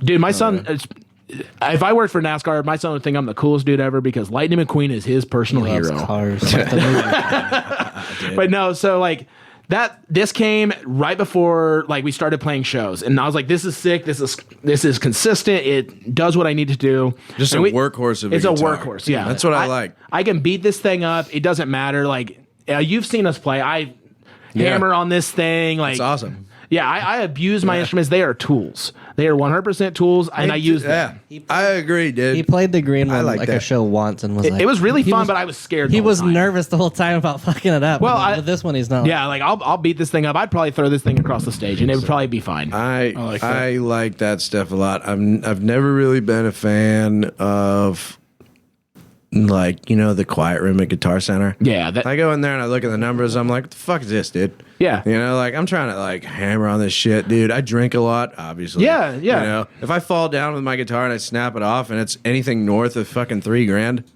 the night's over. Yeah, yeah. You know what I mean? Dude, I'm done. Like It's fucking over, Yeah, dude. if I Don't broke that talk green to guitar me for 2 days. If I you broke know? that green guitar, I'd probably just pack myself up and leave. I do have one guitar. We're not going to talk about it, but it's right there, and that's the one where it's like I'd be really upset if it got damaged just because it's a relic. Yeah. We call it the cancel back. That's all right. If you can read between the lines, you know what model it is, but we can't take pictures or anything. But as far as the unfortunately. rest of my guitars, I'm like, hey, dude, welcome to the fucking show. Yeah. All right. Yeah, let's go, dude. You know, you better last or you won't last. CJ, dude. what's Like, that's it. What's your you know? backup guitar that you bring? So I fell Oh in love yeah, with let's address this. He was talking shit about you. Oh, I know. Yeah. So anyway, we're gonna skirt around that because I'm just yeah. So, anyways, my backup guitar is a Sterling Stingray. It's a white version of this guitar. It has a rosewood fretboard instead. It has all black hardware and it has a black pick guard. But instead of a Fishman, it's got a Seymour Duncan JB. That guitar rips too. That guitar is incredible. It is my backup. Oftentimes at practice, I'll play it instead of this because I like it that much. The only thing I don't like about it is the neck's a little bit thicker than this one. So it messes with me a little bit. We do the backup thing because of Nathan, because he breaks strings a lot, but that's just because of how he plays mostly. Yeah. But we played a couple shows where he broke strings, and Nathan was like, He bullied me. Yeah. Nathan was just like, why don't you just bring another guitar? You have like 8. And Yeah, that's he was like, I don't know. And Nathan's like, cool, start bringing another guitar. Well, so we need to talk about the I didn't string mean to breakage air thing. you out like that. We need to talk about the string breakage thing. I'm coming for big string. Big string he's is going after big I'm string. going after big string because Which it's not. one in particular? No, Because no, All of them. here's the thing though. All of them. Is It I doesn't use matter. a different brand Guitar. from Nathan. who makes this guitar? So this is Ernie Ball, and I am a shill. I have the Ernie Ball wrap. I have the Ernie Ball wrap, and I have the Ernie Ball strings. It's okay. We got the Ernie Ball went- tool set. I Yeah, like. dude, the Ernie Ball tool set rips. we It's a went sick to tool the set. Ernie Ball stage at Warped Tour. We did it all. Yeah. Ernie Ball, I really would like the sponsorship. Please respond to my email. All right. So go back to what you were saying. Go back to what you were saying about you coming after big string. No, so it's the same 2 strings on my guitar, on Nathan's guitar, and on Owen's guitar, our previous guitar player. And we all use different string gauges and different brands. And it's always the A string and the D string that keep breaking, and they're breaking at the saddle. I have filed my saddles. I have swapped my saddles. These saddles do not have any burrs on them. Okay. It's got to be a manufacturing defect, because it's not just happening to me. It's happening to Nathan, and it happened to Owen. Like they're just getting like shittier quality over time. I think all the manufacturers are cranking out too many strings to try to meet demand, and it's just their quality is not what it used to be. That It is, used to break a string like it was like once practice. every year, dude. Well, before that, it was like once a year. It was like every practice for a while. I'm like, what the fuck are you doing? Like, it was like something wrong. Like, it's not him, anything. but like, yeah. So that's what shit. I like. It's got to be something like a post-COVID manufacturing change that these big string manufacturers changed. Well, hopefully these tariffs solve that issue and they can be made in America, right? Yeah. Has nothing to Because do with being me made somewhere- playing with wire cutters. Bro. It being made somewhere else was the problem. Yeah. So we talked about my guitars. We talked about my original amp. Let's move. I wanted to talk one thing about strings just in case anybody's tried them. Have you tried the Stringjoy ones? I've heard really good haven't. things about Stringjoy. I haven't. They have a really cool death metal logo, and that kind of appeals to me. But I've heard other than Stringjoy that- is really solid. I don't like the idea of having to wait for my strings to come in the mail. No, they need to be here now. Yeah, like if I need strings, I need them now. I literally work like 10 minutes from Guitar Center down by the Capitol. So like on my lunch break, I can go buy like a 10-pack of CJ strings just if I needs need to to. have like a subscription like Chewy, like the dog Bro. food, where they just show up Every week. Have Whether you he tried- needs them or even not, they just even need the to show. D'Addario's been snapping. Yes. All of it. Yeah, I do. I Every tried brand. the He's high-end tried a bunch. D'Addario. I The tried the high-end like NYXL. Cobalts or Paradigms with Ernie Ball. Yeah. Like I tried all the ones that everyone's like, oh, dude, these don't break. These don't break. Same issue, breaking at the saddle. And I've changed my saddles. I've like filed my saddles. There's not a burr there. I've sanded them. Like there's no issue. That Do you should be causing- preemptively change them? I have gotten to that point. You started. I used to when we first started. I would change like every like 3 practices. I'm like a quarterly kind of guy. We have like a big. It was like from. It was a commissary counter from when my folks had a food truck. It was a big counter out of a food truck kitchen, Yeah. and that's like our work table in our shop where like they all do their guitar work. We've got like a light hanging above it, and like Oh, hell yeah. it's like Yeah. it's like the lab. yeah, Yeah, it's cool. I mean, I got all sorts of supplies like cleaning supplies, soldering irons, Tool stuff like kits that. and all kinds of shit. So they do all their work out there if we need to. Hell yeah. Yeah, no. I hope the string manufacturers get their stuff together. I hope they don't come after me for slander. You know, They won't. They won't because they they all know it's listen. true. They know it's true. They need you to. Yeah, Bad. all of them listen to this podcast. Yeah, they 100%. I know for a fact they listen. wish. To this. Yeah. Hey, Like some dickheads in Oklahoma are I talking hate about to our do this. strings. I need to take a pause for a sec. Roger. And we're back. All right, so you talked about your guitars. Yeah. What do you bring to the stage? Because I noticed a little 2x12, I believe, Yeah. the last show. So I changed my rig because I got tired of lugging around a 412. As you're aware, you have a 412 here in the studio. It stays here. They're heavy. They are heavy. My Splon 412 was easily 80 to 100 pounds. Yeah. That It's thing. heavy as shit. That thing is a monster. I mean, it's solid wood. Wheels are not. It's still fucking them. Dude, Speakers? yeah. Well, Speakers? wheels only work when there's not gravel in the way, you know? Like Yeah. so many of those parking lots are gravel and you have to carry it till you get to pavement or to the door. What kind of speakers are you running? So in my new one, which is another Splon cab, I got a Splon 212. That one has V30s in it. Hell yeah. V30s rip. I like them. Sound good. They sound good. They're a standard for a reason. So I have that, and then I use a Electro Harmonics 44 Magnum or Magnum 44. I can't remember what the name is exactly. Power amp. It's a little 44 watt power amp that drives my 212, and I plug my Helix floor into that. The Helix floor I bought because my Splon head was having issues of constantly blowing a fuse. And I got tired of replacing fuses and hoping to God that something didn't happen to the tubes at a It show. happened like multiple times at practice where we had to like leave and go to the store to buy fuses. I was like, bro, I'm not dealing with this anymore. I love that amp so much. It is the most incredible sounding amp I've ever owned. But I don't want to get to a show and blow a tube. And that was during like the whole Russia-Ukraine. Like, I mean, I know that's still going on. But like during the height of that, where like Russia, I don't know if you know this, and Ukraine are the two places that make tubes. So tubes tubes got real expensive. I went from like $100 to replace my tubes to like $250, if not $300. And I said, yeah, I'm not gambling on that. So I went on Facebook Marketplace and I found this down in Texas. I did a little road trip down there, bought it, went to Buc-ee's. I mean, you can't go to Texas without going to Buc-ee's. And our whole band has switched to the Helix Line 6 is like the Nathan like had if that's a sponsor, like we really want that because Line 6 if you want to hit me up. I would use it if I could get like How one much for my one of those sample Helixes pad. run? So new, this is like a $1,600 to $1,700 unit. I paid $1,000 for it from a guy who used it every Sunday for church to play clean tones. What? That's what I said. I was like, what? That for a, I said, what? Does it do captures?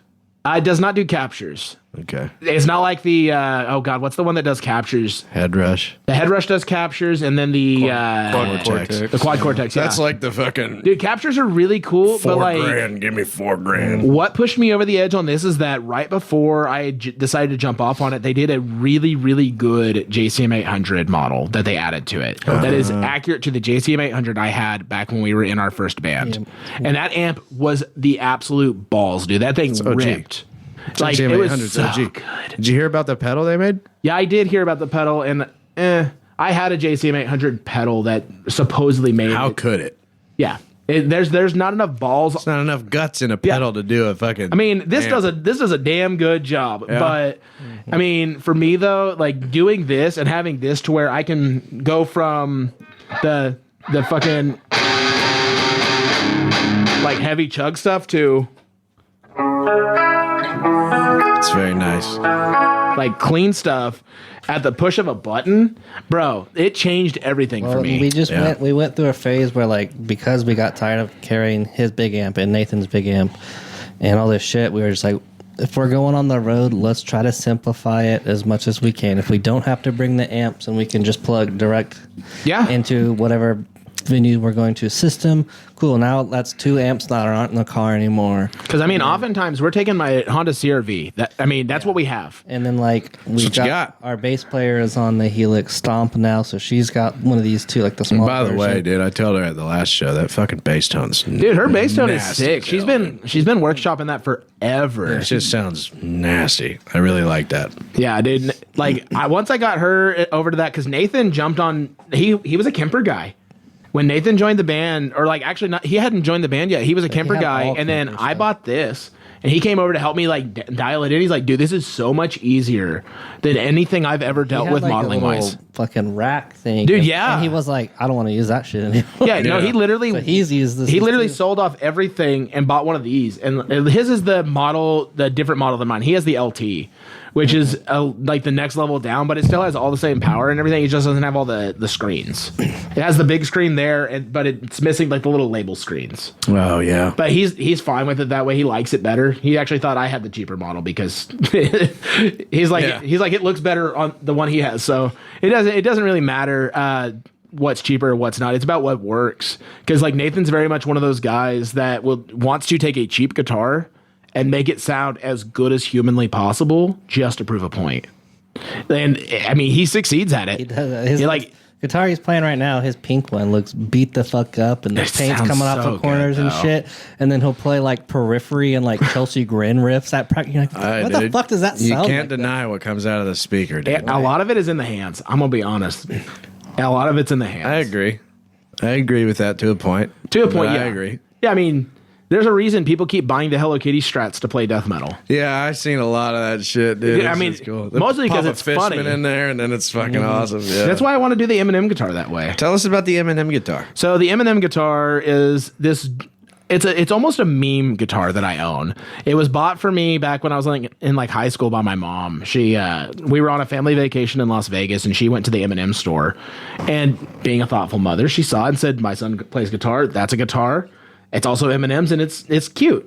So she bought it for me, and this thing has just been around my life for the last 15, 17 years. Around in a corner forever. It's so it's like the Green Goblin mask for me. The temptation to buy another Fishman Fluence or throw an EMG or a Nazgul from Seymour Duncan in there, throw locking tuners on this thing, black out the hardware, and just play the nastiest riffs is just nagging at me constantly. Man, when I went to this Kill Switch and Kublai Khan show, The dude had a fucking guitar with a fucking pizza on it. Yeah. See, and like I'm into like And I'll remember that for the entirety of my life here on Earth. I'm so into like doing funny things that are like funny to a point, but not like a joke.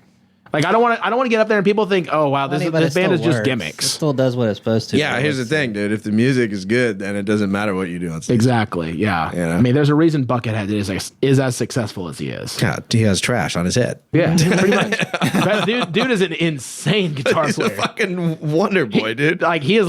I'm pretty sure he's an alien. He's a legit guitar hero, and he most likely is an alien. Yeah, he's got to be an alien. There's no way. Or fucking,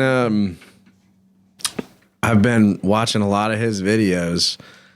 Yngwie Malmsteen. Yes, another one, dude. Absolutely insane. Listen, he's one of the goats. Don't get me wrong, but a yellow Strat, it kind of sucks, dude. Yeah. I'm not gonna lie, dude. Like, it doesn't look that cool. Like, what am I don't know how to say this without paying respects to one of the best guitarists on the face of the fucking planet in history. But like a yellow Strat, dude. Yeah. Come on.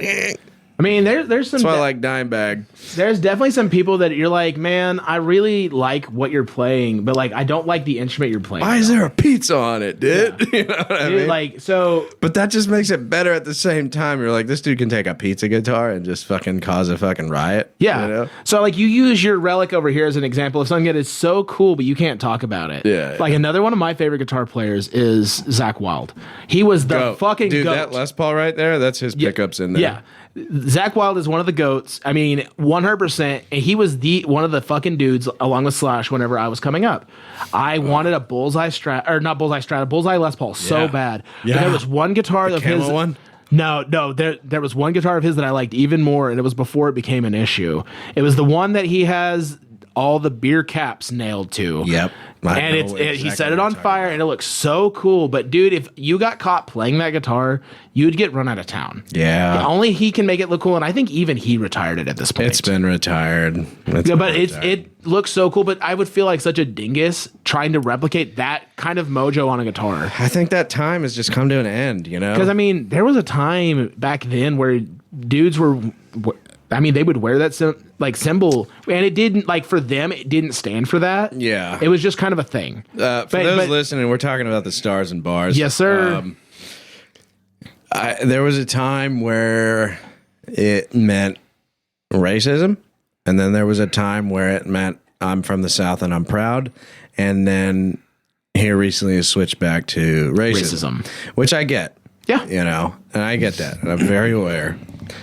But at the same time, the guitars we're talking about is a piece of history. Oh, they're absolutely And a piece of history and a piece of art. And I'm not going to let it die because of the major influence it had. Oh, absolutely. You know Yeah. what I mean? I mean, So that's where I'm at on that. I agree with you. Like, would I personally go buy a guitar that has that on it today? Probably not. No. But I could definitely have seen me in the past buying a replica of the Zakk Wylde guitar that I'm talking about. Yeah. Because it looks so cool. I mean, I don't know. There is one guitarist on TikTok that plays a guitar with that symbol. Well, he's black. I mean, you So know, he's loud. does it cancel out? Like, I think so. I think so. Yeah. He doesn't give a shit, and he's nasty at it, and we're gonna let him do Yeah. his thing. But as far Dude. as us whites, you know, TikTok that's guitar kinda players how are different. Dude, us crackers, we can't get away with that kind of No, shit. so you fucking keep that in your room and you don't talk about it. Well, I guess that ends Gear Queer. Yeah. Hell yeah, dude. Yeah. You guys got some interesting stuff. I can't believe that's your original drum set. That's Dude, crazy. He's never deviated other than like skins Brady. and Don't ever hardware. change, dog. Nah. Play till the wheels fall Don't off. ever change, Bro, dude. this is his absolute so cool. beater. My other That's my first. This is my first electric right Hell there. yeah, dude. my other car that I have that I modify and stuff is First also one. I've had since high school. Like I love that 2011. shit. I like historic shit. I've had it for 13 years. I like- I've had the drums. I for wish I 15. still had my car from when we first started. Let me caveat that. I like historic shit that's still in action. I don't. This is another problem I have with the Quiet Room at Guitar Center is people are going to buy these and they're going to keep it at home, and it's never going to see a stage. That's what they were meant for, Dude, though, dude. if those cork sniffers saw the things that I do to those guitars that I bought from the Quiet Room, they would probably have an Like a guy who aneurysm. buys a Ferrari and keeps I need to come over to your 7 house. miles on it. I want to see all your quiet room guitars. Bro, you ask, I'll come back on this podcast anytime. I will literally come on your podcast to talk about gear. It doesn't even have to be We false. record every week. You're always Yeah, welcome. you let me know, and I'll come and we'll talk about gear do a as long fresh as little you jam want. session. It'll be fun, dude. Yeah. When Hell we yeah. started this band up again and I was going over to his house a lot more, I was like, he had like 9 guitars at the time, and they were all just like stacked in the corner. They were and in their shit. cases. Don't In yeah. cases, but like sloppily. I was like, bro, I have a fucking guitar rack. He's like, yeah, I guess. And so I bought him one for Christmas. I was like, here you go. Now they're all. You up gotta there. let those. I mean, I'm more bitches likely to live, grab them dude. if I can just grab it, not have to take it out of the case. it's So, I like- mean, that is.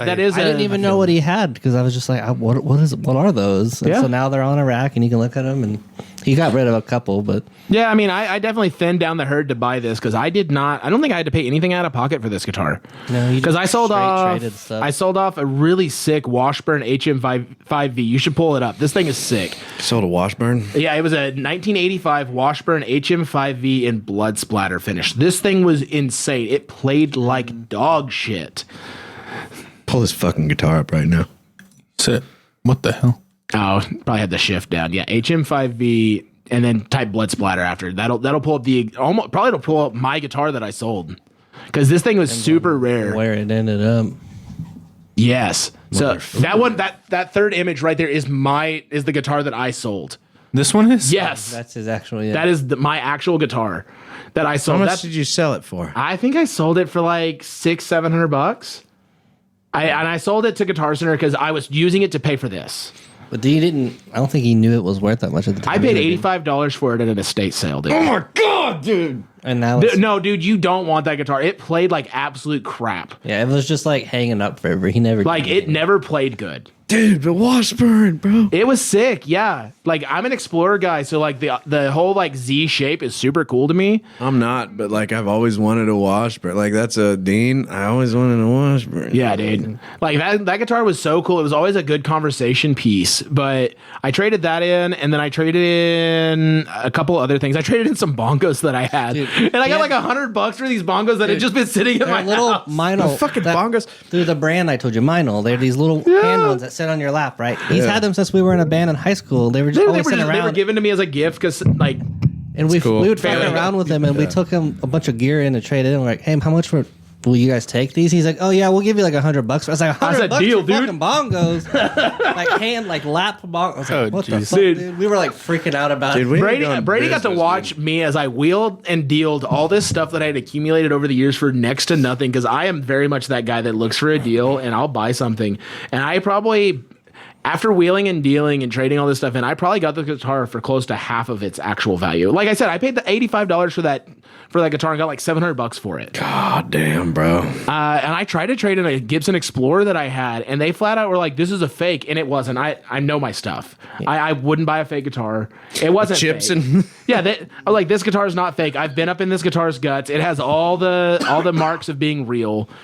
But I didn't want to forgot argue with the about guy. that. It was like 7 or 8 o'clock. I was like, I'm just gonna leave. Yeah, I forgot about that because we were mad about Jeez. that. Dude, I was pissed. Because I was like, dude, don't accuse me of bringing a fake guitar. If I had a fake guitar, I would keep it at the house and like use it as a modding platform to just beat on. I've thought about buying a Chipson a couple times just to beat the hell out of. But what were we talking about? I don't know, but I do remember us talking about a news story about how a bunch of people got arrested for bringing in a fucking truckload of Oh, chips. dude, I You saw remember that. shit? Yeah. Oh, yeah. All right, let's go into some other questions. Hey, I found actual proof, real life actual Let's proof read it. Yo, on Reddit. Joe, read this Dr. out real quick. Octagon? Go ahead. Buggerhead is an extraterrestrial intergalactic gynecologist who was born on Jupiter. He's also known as Dr. Octagon. Now, this is real life Someone said, proof. that's cool, Keith. Notice the person who posted that's account has been deleted. You guys want to know a It's really so fun real. fact? Definitely true. They actually called me Dr. Octagon in high school. No way. No, they Are you Buckethead? Do you believe him?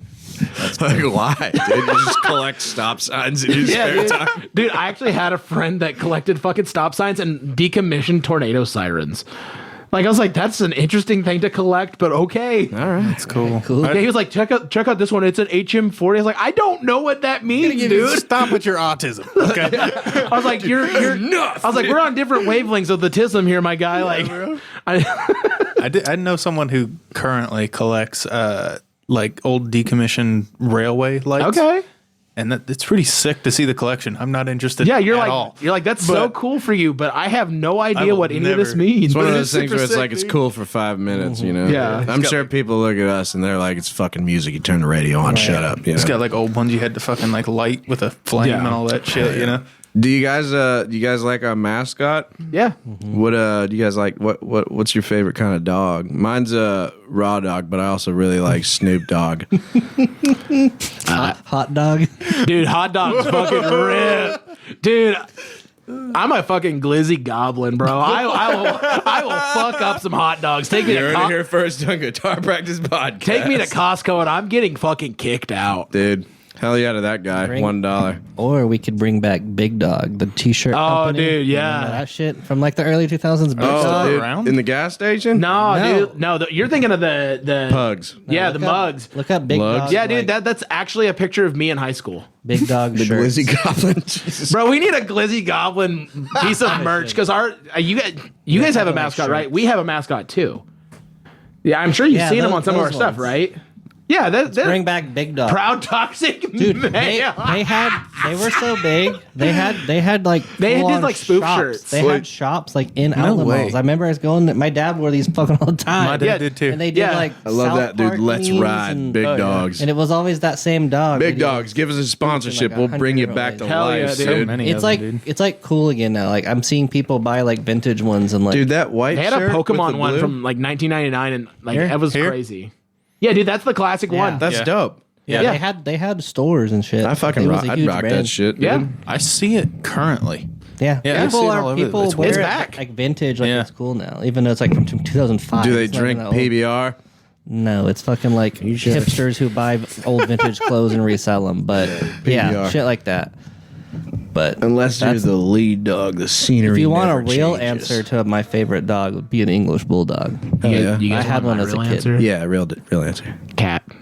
He has 6 Cat? cats. Dude. CJ, cat guy? Yeah, He I'm a has cat 6. guy. What kind of cat though? Oh, do you got one of those naked cats, Dude, I want No. so like a naked hate cat's those on my things. list. Dude, I want love those videos of the naked cats and slapping each and other. it sounds like chicken, like And there's it's- like yeah, dude.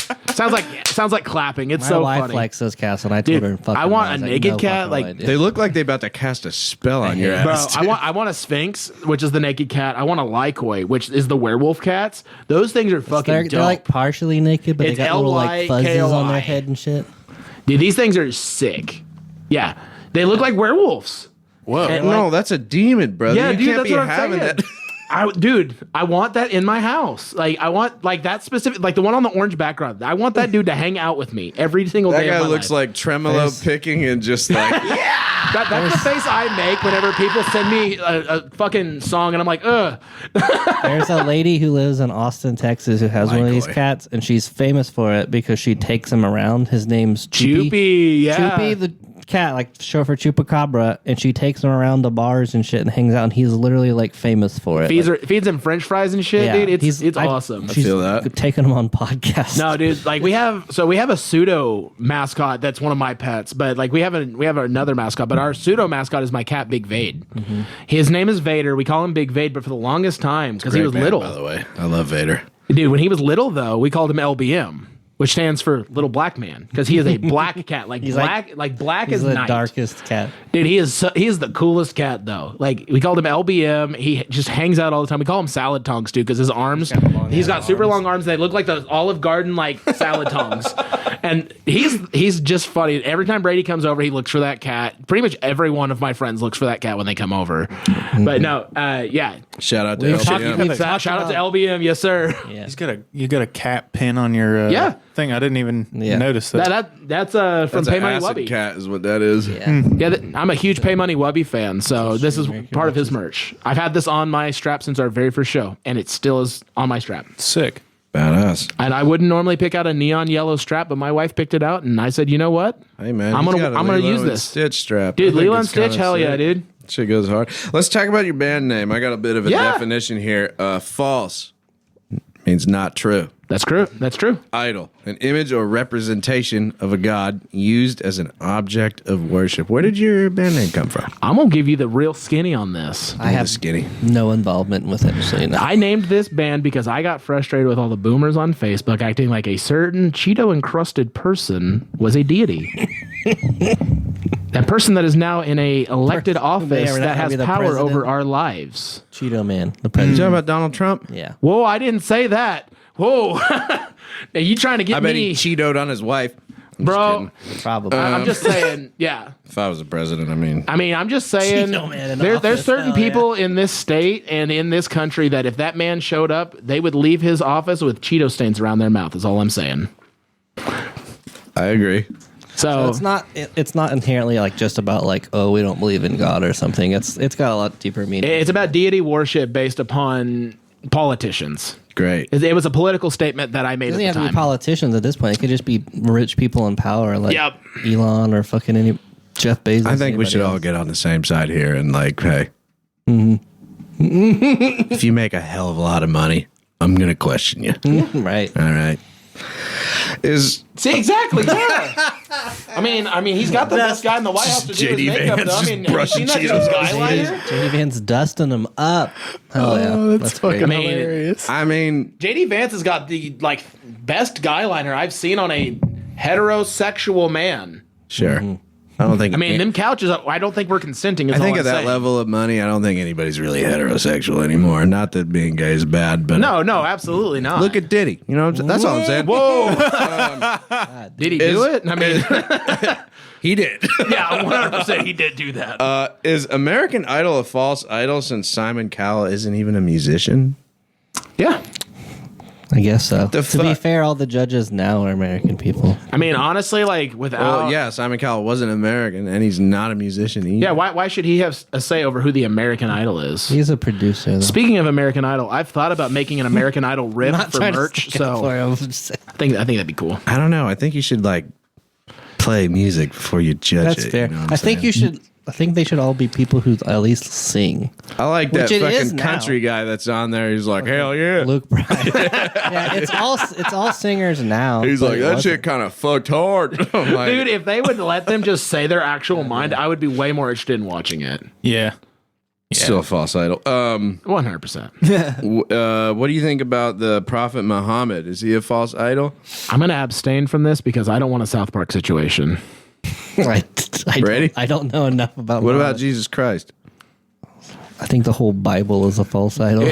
Are we saying he's a false idol or a false prophet? Because I don't think he's either of those things. That's my own personal belief, but I don't agree with the church. I do agree that he was a good person, though. Let's talk about the lingerie fighting championship. Okay. You guys, You're so excited about that one. Let's go, You dude. guys He's like, okay, yeah, cool. we got some fans in here. Are they false idols? Because the only thing they're good at is wearing lingerie and making sandwiches and not fighting. Well, what makes them an idol, though? Who's idolizing them? They're not Yeah, famous. what are we I would idolizing? argue they're not famous because I can't name any of them. Yeah, that's true. I don't. So they're not even an idol, whether they be They're- false or not. Yeah, they'd have to be an idol first to be considered a false idol. I understand. Would Dana White be considered a prophet of truth? I don't know who that is. The owner the of guy the who- UFC. Beats What's his the wife. UFC? Are you being? Yeah, I'm being like dead the serious. fighting, the UFC, like the fighting, the boxing stuff. Do people pay to watch boxing and fighting? Oh yeah. Yes. Is this a thing? no. Oh yeah. Have I been living under a rock? Oh my God, yes. He's doing a bit, and I'm fucking mad right now. He's doing a bit. Dude, the fact that I was able to keep a straight face for that long was looked so at me. hard. I was like, no.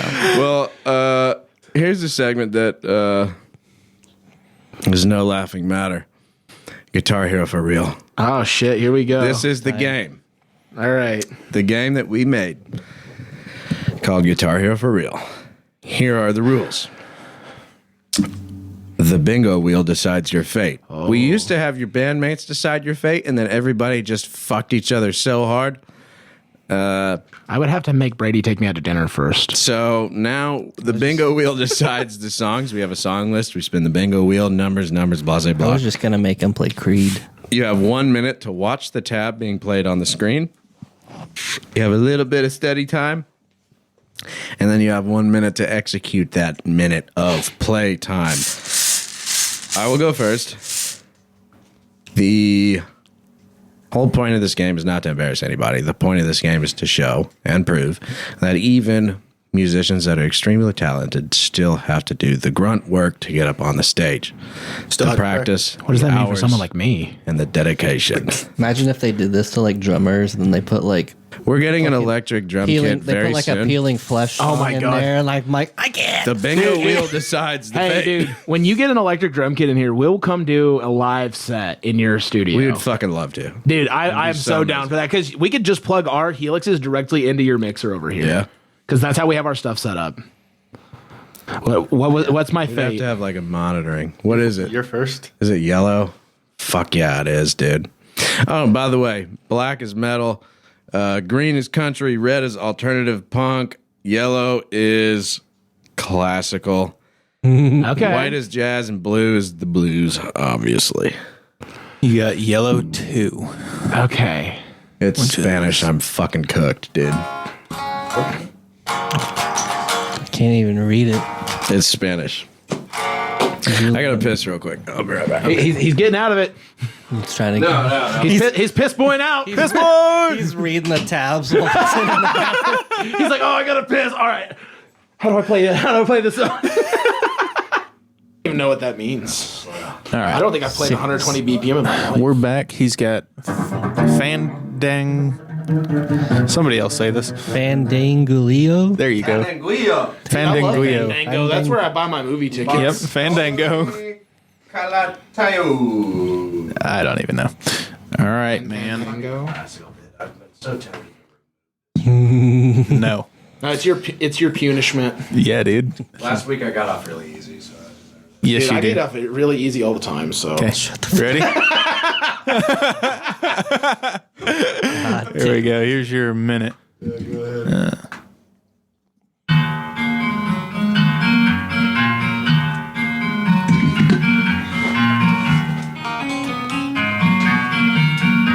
Sounds medieval. Yeah, it does.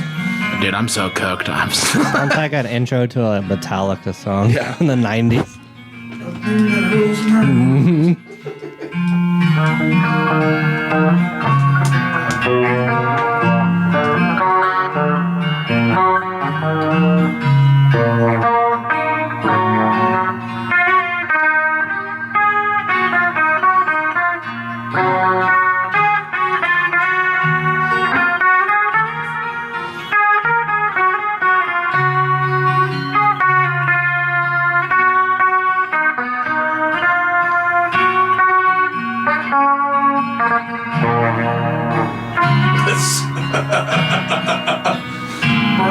Just like every measure is different. It never repeats. Yeah, I think something is. Hey, yeah, just hit the chords. I think something's wrong with our black hole. Dude, you can solo over that. It sounds sick. You want a lead tone instead?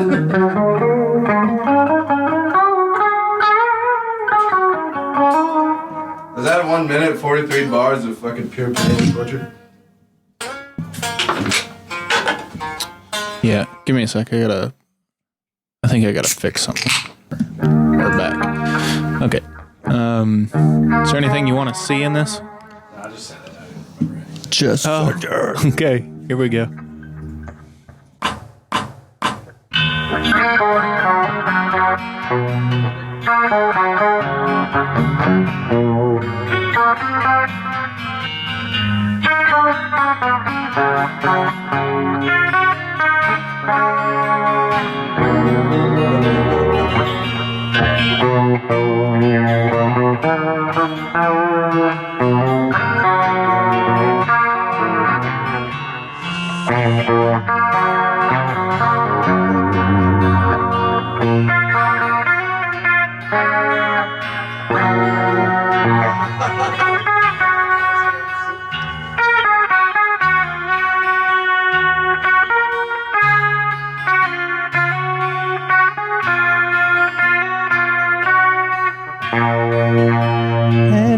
nothing else matters.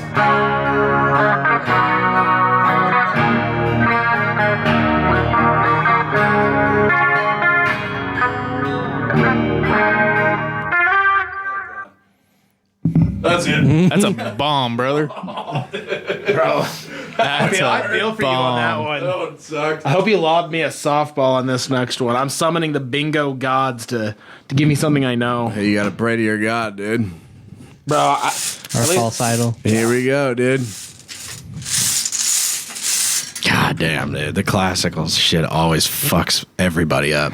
You got Blue 4. Blue 4. what's blue? Blues. Let's All right, I could probably hang with That's that. kind of your roots, so to some extent. Blue Boogie 4. chillin'. Hey, all right. John Lee Hooker, That dude. is a- Come on. Let me know what tuning it's in. So I Boogie can- Chillin' is a Probably song, CJ. standard. You want this one? I'll just tune out about it. I don't know if it. No, because this is a tremolo. So we'll fucking try. Why not? That's up to you, dude. Boogie Chillin'. That sounds like a song you'd like, CJ. Yeah, sounds like some shit I would make Says up. capo 2nd fret. Ooh. We got one here if you want to rip it just how it's intended. You want to? Oh yeah, that's true. I could just take it back down to half step and then try to transpose it as we go. Yeah. All right. Capo. Just go to like a standard tuning. Yeah. What are you in? I'm technically in E flat right now, so I'm just gonna capo Okay, the I'll go- third fret. I can bump it down to E flat standard, and then you can perfect. capo 2nd fret, and we'll just do it like this. Be all good. That's the coolest way to spell chillin'. With a U-N. Dude, it is. Chilling. Not I-N apostrophe. You just Yeah. chillin'. Oh yeah. That sounds good.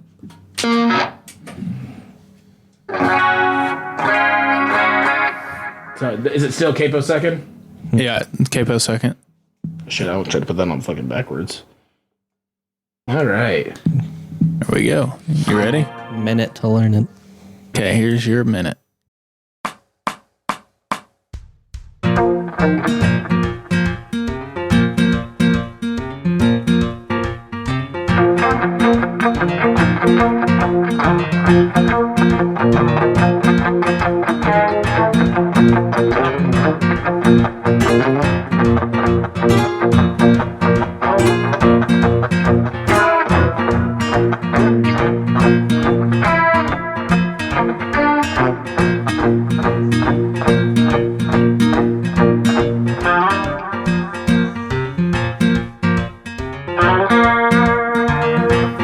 Yeah, he's gonna. Levi out. He's gonna. Pull the Levi.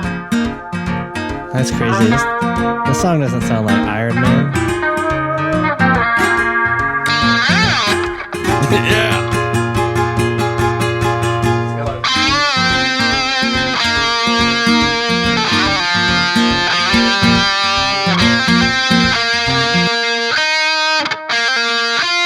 Okay. We end bar 37's our end. Do you want to see any of this stuff and see if you can get down any of the wild triplets? No, I'm Leviing out, bro. Levi out. Yeah, ladies bro. and gentlemen. This is No, CJ he's on Falsetto. to something there, bro. Yeah, it's all good, It's a man. good move. All right, you ready to do your minute here? Sure. It's like chug Okay. the A chord and then just fucking solo it out. You know what I mean? Go. Yeah, dude. Fucking do that. Here's your minute. Should have Levi'd out.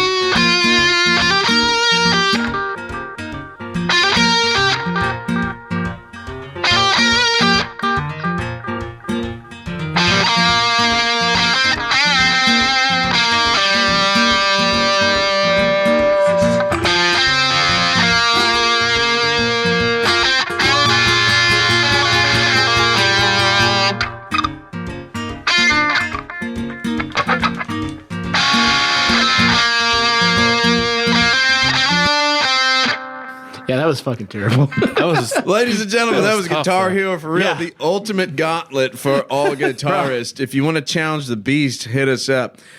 The reason we play this game, like I say it every single time, if you want to play a song really good, you have to practice it a lot. that was a tough one, honestly. Like it was a repeating little piece. I mean, I could probably do the. Bang, bang.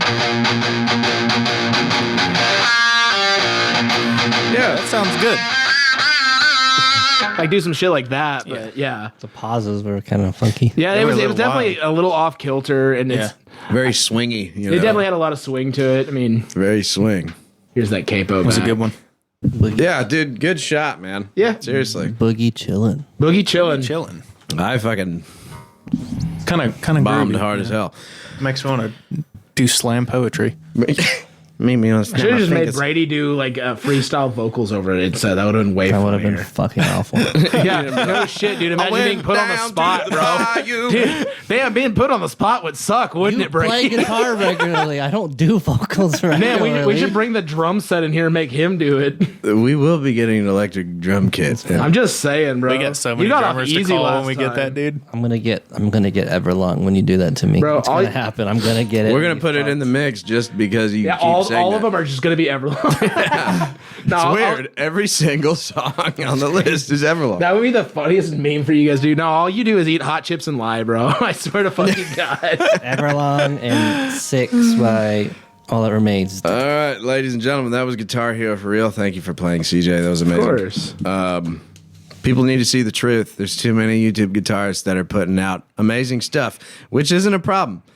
But this is what actually happens behind closed doors. Well, let's talk about those why you play TikTok this game. guitarists, though. The ones that actually be faking their stuff. Oh, God. Dude, that stuff irritates me so bad. And I know it's a hot topic right now, but like people that think that guitars actually sound like that are actually brain rotted. That's why I like Mike and Cabs. Well, I mean, like they're doing stuff that I'm like, there's no possible way your guitar is making that noise. I'm sorry. Well, I mean, I'm sure that there's a way to do it. I personally don't know. I've seen a lot. I've seen more than enough. And I know a lot of amazing guitarists. Yeah. And they're all here in Oklahoma City, so you better Every one of move them. here. There's Yeah. no better guitarist than any other Yeah. state. If This you is the don't live only in place. Oklahoma, fuck you. Yeah, dude. Except for Wichita. I Actually, know a lot please of good don't live guitarists here. in Wichita. Yeah. Caveat that. Wichita's good too. So is Texas, by the way. Yeah. But, yeah, dude. People need to see the real stuff. And that's one of the main reasons we started this podcast. Like, this is what it takes. You know, this is what you're going to go through. You're not going to pick up a guitar and just rip. You're not going to do that with a fucking drum set. You're not going to do that with fucking vocals. You're not going to do that with a bass guitar. You're not going to... It takes a lot of work. And people need to see. Yeah. You know? And for sight reading or just soloing over stuff, that takes a lot of work too. Speaking of work, as in tasks, we have a task for you guys. It's a segment that I cooked up specifically for you guys. Sweet. Hope it's as good. Does it Baja? Yes or Yeah, I was no? gonna say, I hope it's as good as the shark one That shark one was funny, dude. It's very close to your idea that you... that I think I said something to you. This game is called True Idol. The goal of the game is to select the next real, true, and all-powerful God of the world and the universe, Okay. and you will serve them as bishops. Hell yeah. I'm adding an 11th contestant. Go ahead. I've written lore for all these made-up deities. Oh, I'm here for it. And I'm reading one that he might win the whole thing based on his name alone. I have George Bush? no. Not.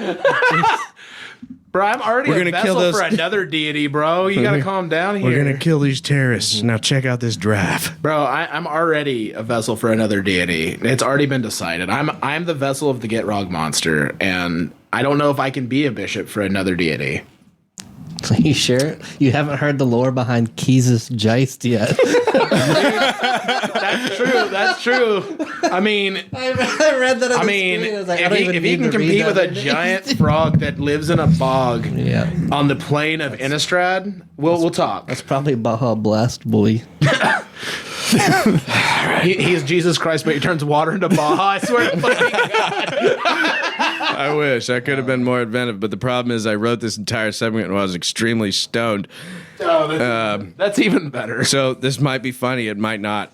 Okay, here we go. First Ready? round. What do we got? Round 1. We got Dog Lord versus Dog Lord Jesus versus Jesus Geist. Dog Lord, he's a pretty good god. He likes naps and food, etc. I mean, it's in the name.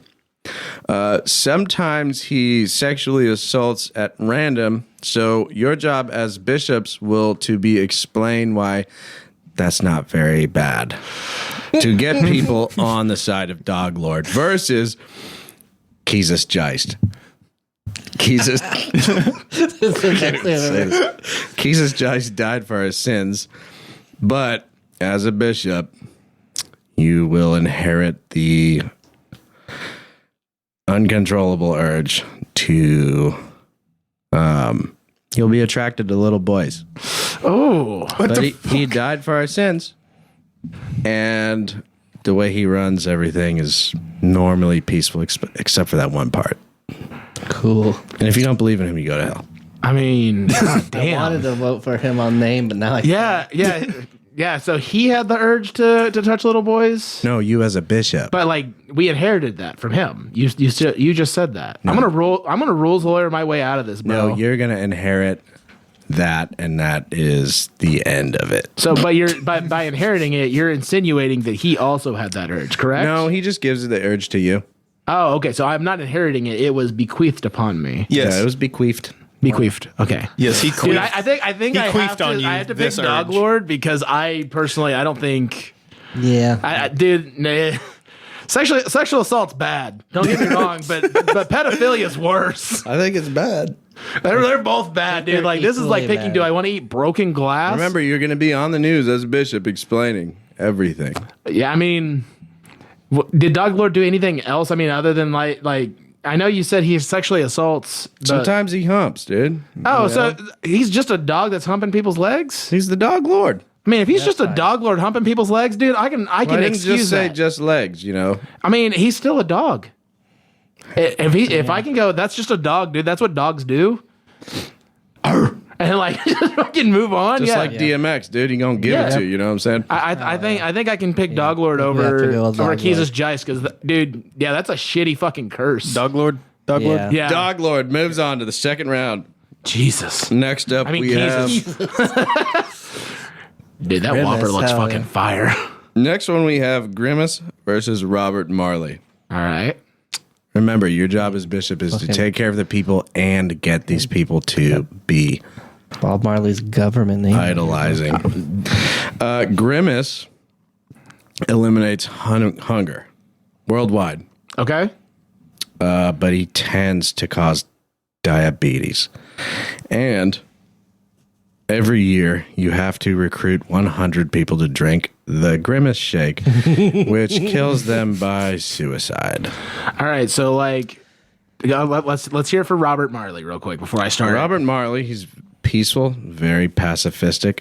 The problem is the infrastructure falls apart because everybody is high constantly, as well as the bishops. So unfortunately, my personal beliefs are going to have to make me pick Grimace because as you may not be able to see the X's upon So my as hands. two straight edge people, we have to pick you're the like, not weed you're like, guy. all right, dude, everyone gets high as fuck all the time, or they get diabetes. I'm like, I'm sorry, I think I'm gonna have to curse people with diabetes. Like, I cannot condone the marijuanas. You know what I'm saying? Like, What about those Diabetes. 100 people that you have to make suicide? bro, if they are believers of Grimace, they are choosing that for themselves. If they are, Or is this like a religious like If they're- crusade thing where I'm like, nah, dude, perish the non-believers. Like, like you got to give me more detail. They're- It'll be Quote, like unquote, Viking drinking the sacrifice Kool-Aid. where you believe so hard that Oh, you're ready bro, to that's go in the Valhalla boat. shit. Yeah.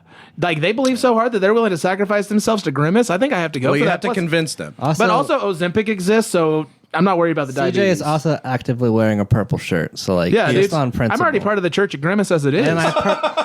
And I have purple. I have purple on my microphone. We have, Bro, Agreed. did you guys try the Grimace shake? I did not. Bro, I that didn't shit wanna sent me to die. a different planet. Really? I came back, a different man. Now you preach the word of grace. Yeah. Word of Grimace. You're already a bishop. Wow. Yeah. Nice. Okay. Oh yeah. Yeah, you asked two straight edge dudes if we wanted to get everyone high all the time, bro. Alrighty, we got Grimace moves on.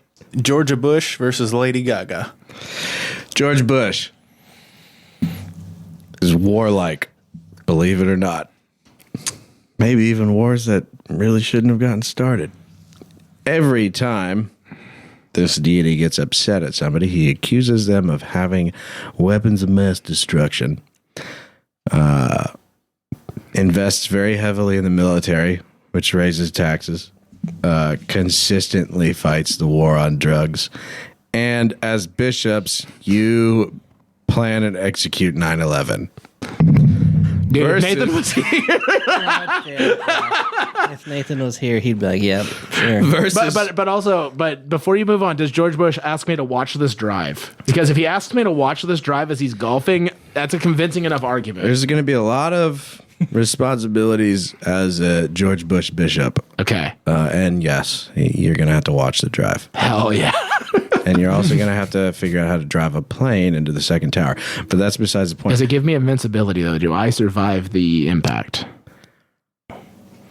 Are you going to do it yourself or are you going to hire somebody? Do That's the I question. get God mode? Is what I'm asking. We just get to go to George Bush's version of heaven. You will die. Oh damn! It's called Texas. It's just Texas, dude. Bro. Yep. I mean, all right. So let's hear it for Lady Gaga. Lady Gaga is peaceful. Very Greenpeace. Okay. Very ecologically thoughtful. But as a bishop, you immediately make marriage illegal, and there are orgies in the street that you oversee. If there's supposed to be a downside to this, What about the meat dress? I was gonna say, are we all gonna wear meat clothes too? 'Cause I'm like, oh, I whatever. forgot about that. That would have been a really good kicker, huh? Yeah. because like there really wasn't very many downsides to the Lady Gaga As thing. two married people, should we not make marriage illegal? I mean, so no, hear me out. So like marriage, yes, it's great, but Illegal. if no one's allowed to get married, aren't we all equal again? We can all just equally not be married. That's why there's orgies in the street. Yeah, we are all True equal. freedom. So we have to. But pick like this one. so with marriage being abolished, does that mean that monogamy is abolished? Yes. That would all right. That changes things a little bit. But also 9/11. This So is just. This is just sounds like a true free world. yeah, you're free to do whatever you want, but also like you anything can to be do with exclusive if 9/11. you want. Aren't you a car guy? I am a car guy. What does that have to do with Lady Gaga? But also like war and 9/11. Ecologically friendly. No fossil fuels. Give me that fucking electric car, dude. Not a Tesla. Fuck Tesla. But Still modify other things. dude, he'd modify a fucking lawnmower if you'd let him. You have to be a bishop. You have to uphold the ruling. Bro, have you looked at Lady Gaga? Bicycles. Have you looked at I her rode a face? bike. She is I a very modified a attractive bike as a woman. kid. I put Have pegs you ever on it, seen shit. fucking American Horror Story season 3? That's when I became a fan. I'll tell you that. My wife would be Bro, mad I at me just- if I didn't pick Lady Gaga. To be honest. Bro, in a fucking guess whoa, what? hold the fuck up. God damn it. God, that bitch got some cake. I love her. It sounds like Gaga's going to the Yeah, next dude, round. like you were like, hey, do you want to eat broken glass or how about some cake? And I'm like, fucking cake, dude. Like, what kind of question is that? Nope. All right. Hold up. We skipped, I think. Did we? There's a few. Oh, yeah. Just go to the next one. Yeah. I don't have any lore to the guys on the right. Okay, we'll go King Arthur. We have the lore for that. Yeah, well, You we'll guys make got up the the lore lore. for You can Baja just Blast. make it up. Yeah. I mean, if we're making up the lore, he's obviously going to move on to the next phase. You can do the upsides. I'll do the downsides. All right. Excellent. King Arthur. Cool castles, knights, wizards, etc. Pretty sick. Immediate onset of the plague and a very non-democratic caste system, which means if you were born a peasant, you will stay a peasant till the day you fucking die, boy. Hell yeah. Versus fill in the blank, Baja Blast Boy. So before we move on to Baja Blast Boy, does King Arthur have Excalibur in this version of the lore? He is the god of warfare. Okay. I was gonna say Baja Blast Boy has made it required where the only place that you can eat is Taco Bell. And that is an upside, not a downside. Yeah. Okay. Our diets consist 100% of Taco Bell at this point. It Very is like close the movie, to the grimace. Yes. This is also a reality that's very much like Idiocracy, where water has been replaced with Baja Blast. So, like, Yeah, that's a good. it's what plants crave. Yeah. So, like, also, I see no downside to this except for the fact that Baja Blast Boy might kill the plants, but he's also a deity, though. So he's also a teal-colored frog. The downside. The downside. You ready? Yeah. The downside is that he will not allow you to drink of his blood Okay. So, I mean, like, ever. You may not. What about during communion? The forbidden fruit is always the sweetest, baby. That's all I'm saying. May not partake. That is my reward. I thought it was the darker the berry, the sweeter the juice. That's Probably. what I mean, if in this world water is Baja Blast, then it's fine. I don't care. But you can't drink it. I can't drink his You blood, say though. that. I'm not a vampire, bro. Say that. It's fine. You cannot partake in the Baja. I'm dying. So is his blood like hard Baja Blast? Because like No, it just is Baja Blast. it's just the Baja Blast. Yeah, Baja Blast. The So, blood I of mean, the Christ. I either support a caste system or I die due to dehydration for being a herald of Baja Blast Boy. Or I died getting the best drink on earth, so it's fine. Yeah, I drink it and I die. Okay. Yeah. Next. Baja Blast. Baja Blast boy. Fuck, I thought King Arthur was going. I did for a sec. It's because we wrote the Threw a lore. wrench in your plans. Sorry. We What do we gave got him next? an unbelievable moveset, all right? Dog Lord, which we've already talked to you about, unhinged The sexual humping, assault, yeah. the humping, versus Ultimate Waifu. Yeah. Ultimate Waifu is peaceful. She is totally anime. No more regular movies. Everything on TV is anime. Not a problem if you ask me. As a bishop, you will distribute body pillows of her and also oversee the washing of said pillowcases in your day-to-day life. Do I have to wash the pillows or do I just have to enforce oversee the them. washing of the pillows? Oh, it's your operation. So I'm the manager of the washing center. This sounds If you can way better convince than people to Dog worship Lord, her, not- then Yeah. yeah. Yeah, this sounds way better than Dog There's Lord because, like, you guys ever seen Bulma, dude? She is caked. Also, up. one of my favorite shows of all time is an anime that's about cars. It's called Initial D. We're good. I'm just gonna watch that on repeat. So, like, is she like a shapeshifter that changes into the ultimate waifu of the person perceiving her, or does she have a defined form? It's every man's dream. Okay, yeah, dude. I mean, we have wives. They could just be our waifu, But anime but anime or style. hentai, But whatever your flavor. But is. really stiff pillowcases. That's fine. I'm not the one who has to wash them. I just have to Yeah. force other people to wash them. Yeah, but if nobody believes you, That's you Nathan's job. Dude, I guarantee you, I can get enough man children to wash these pillowcases. Yeah, we're doing waifu for sure. Yeah, The dude, dog. that's an easy choice. will. Waifu moves on. Okay. dirty pillowcases. Grimace, we already told you about. Satanus. Is this a Tenacious D reference? Total anarchy. Sacrifices, torture. But as bishops, you have an unlimited supply to any materialistic urge. So, like, I could just get an unlimited amount of Magic the Gathering cards. Unlimited. Like, I could be like, I need a dual land for this deck. And he'd be like, I got you. Unlimited. So, but the other one gives diabetes. But the other way I get Magic cards, I'm hitting that gambling button every single time, baby. I don't know that I care either way. Yeah, like Brady could have unlimited fucking anything you want material. I mean, yeah, as the bishops, we're the only two that get that benefit, but like we genuinely get no benefit from Grimace. Grimace has nothing to offer me. It eliminates than world Grimace. hunger. Okay. You can't be a king without servants. But what is But he's making me kill people what with is his shakes. what is Satnus's downside? They're just a bad person. Oh, you have to torture people and sacrifice them. Oh, that's cool. Yeah, but I get what I want. Whatever, I get what I want, and fuck everybody else. Cool. That's Yeah, dude, fuck you. I got very mine. rad to Like, me. Okay, yeah. pull the ladder up after me. You know what I'm saying? The old boomer rhetoric. You know? Satanus it is. Yeah. Jesus. No, he's not on here. Lady We already Gaga eliminated Jesus. versus Jesus Christ. We gotta call a song that. dude. Jesus Christ. Lady Gaga, orgies, versus Poseidon. Poseidon purposely causes global warming so everything goes underwater. Okay. The minute you become a bishop, you become a merman. You have a harem of women in order to repopulate the earth.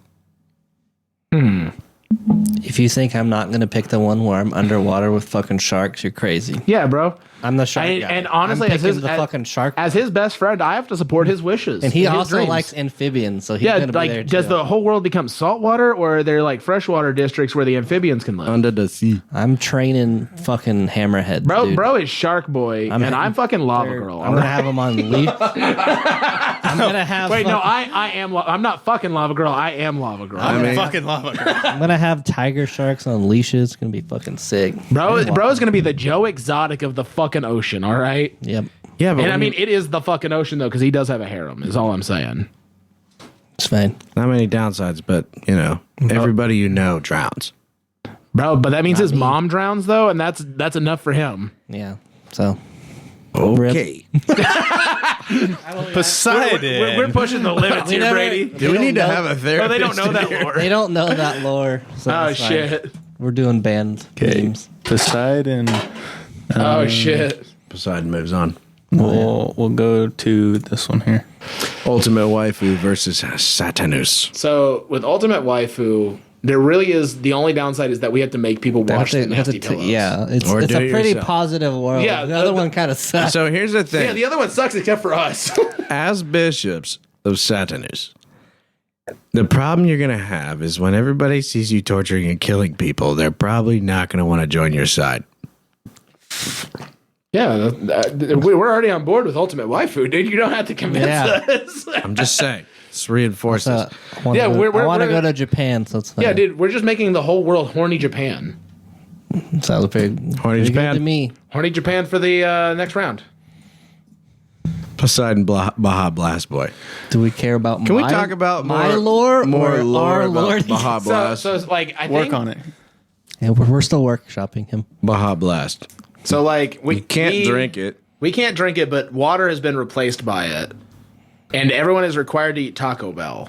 So like it's now the Church of Taco Bell, Essentially. and He's a and frog. PepsiCo, And he's he's a teal colored frog. It is. Yeah, he's a frog. He's a frog man, and like So unless you synthesize water out of Baja Blast, everybody there's other Dehydrates liquids to and drink, dies. dude. like what? Yeah. Crude oil? Mountain Dew Code Red. Yeah, Mountain bro. Dew Live Come Wire. on. Yeah, we'll find a way out Mountain of Dew this, dude. Voltage. It's just the other Mountain Dew flavor. Yeah, dude, I tried the fucking the new mango one. The mango one the Little slaps. Little Caesars has that one's good, dude.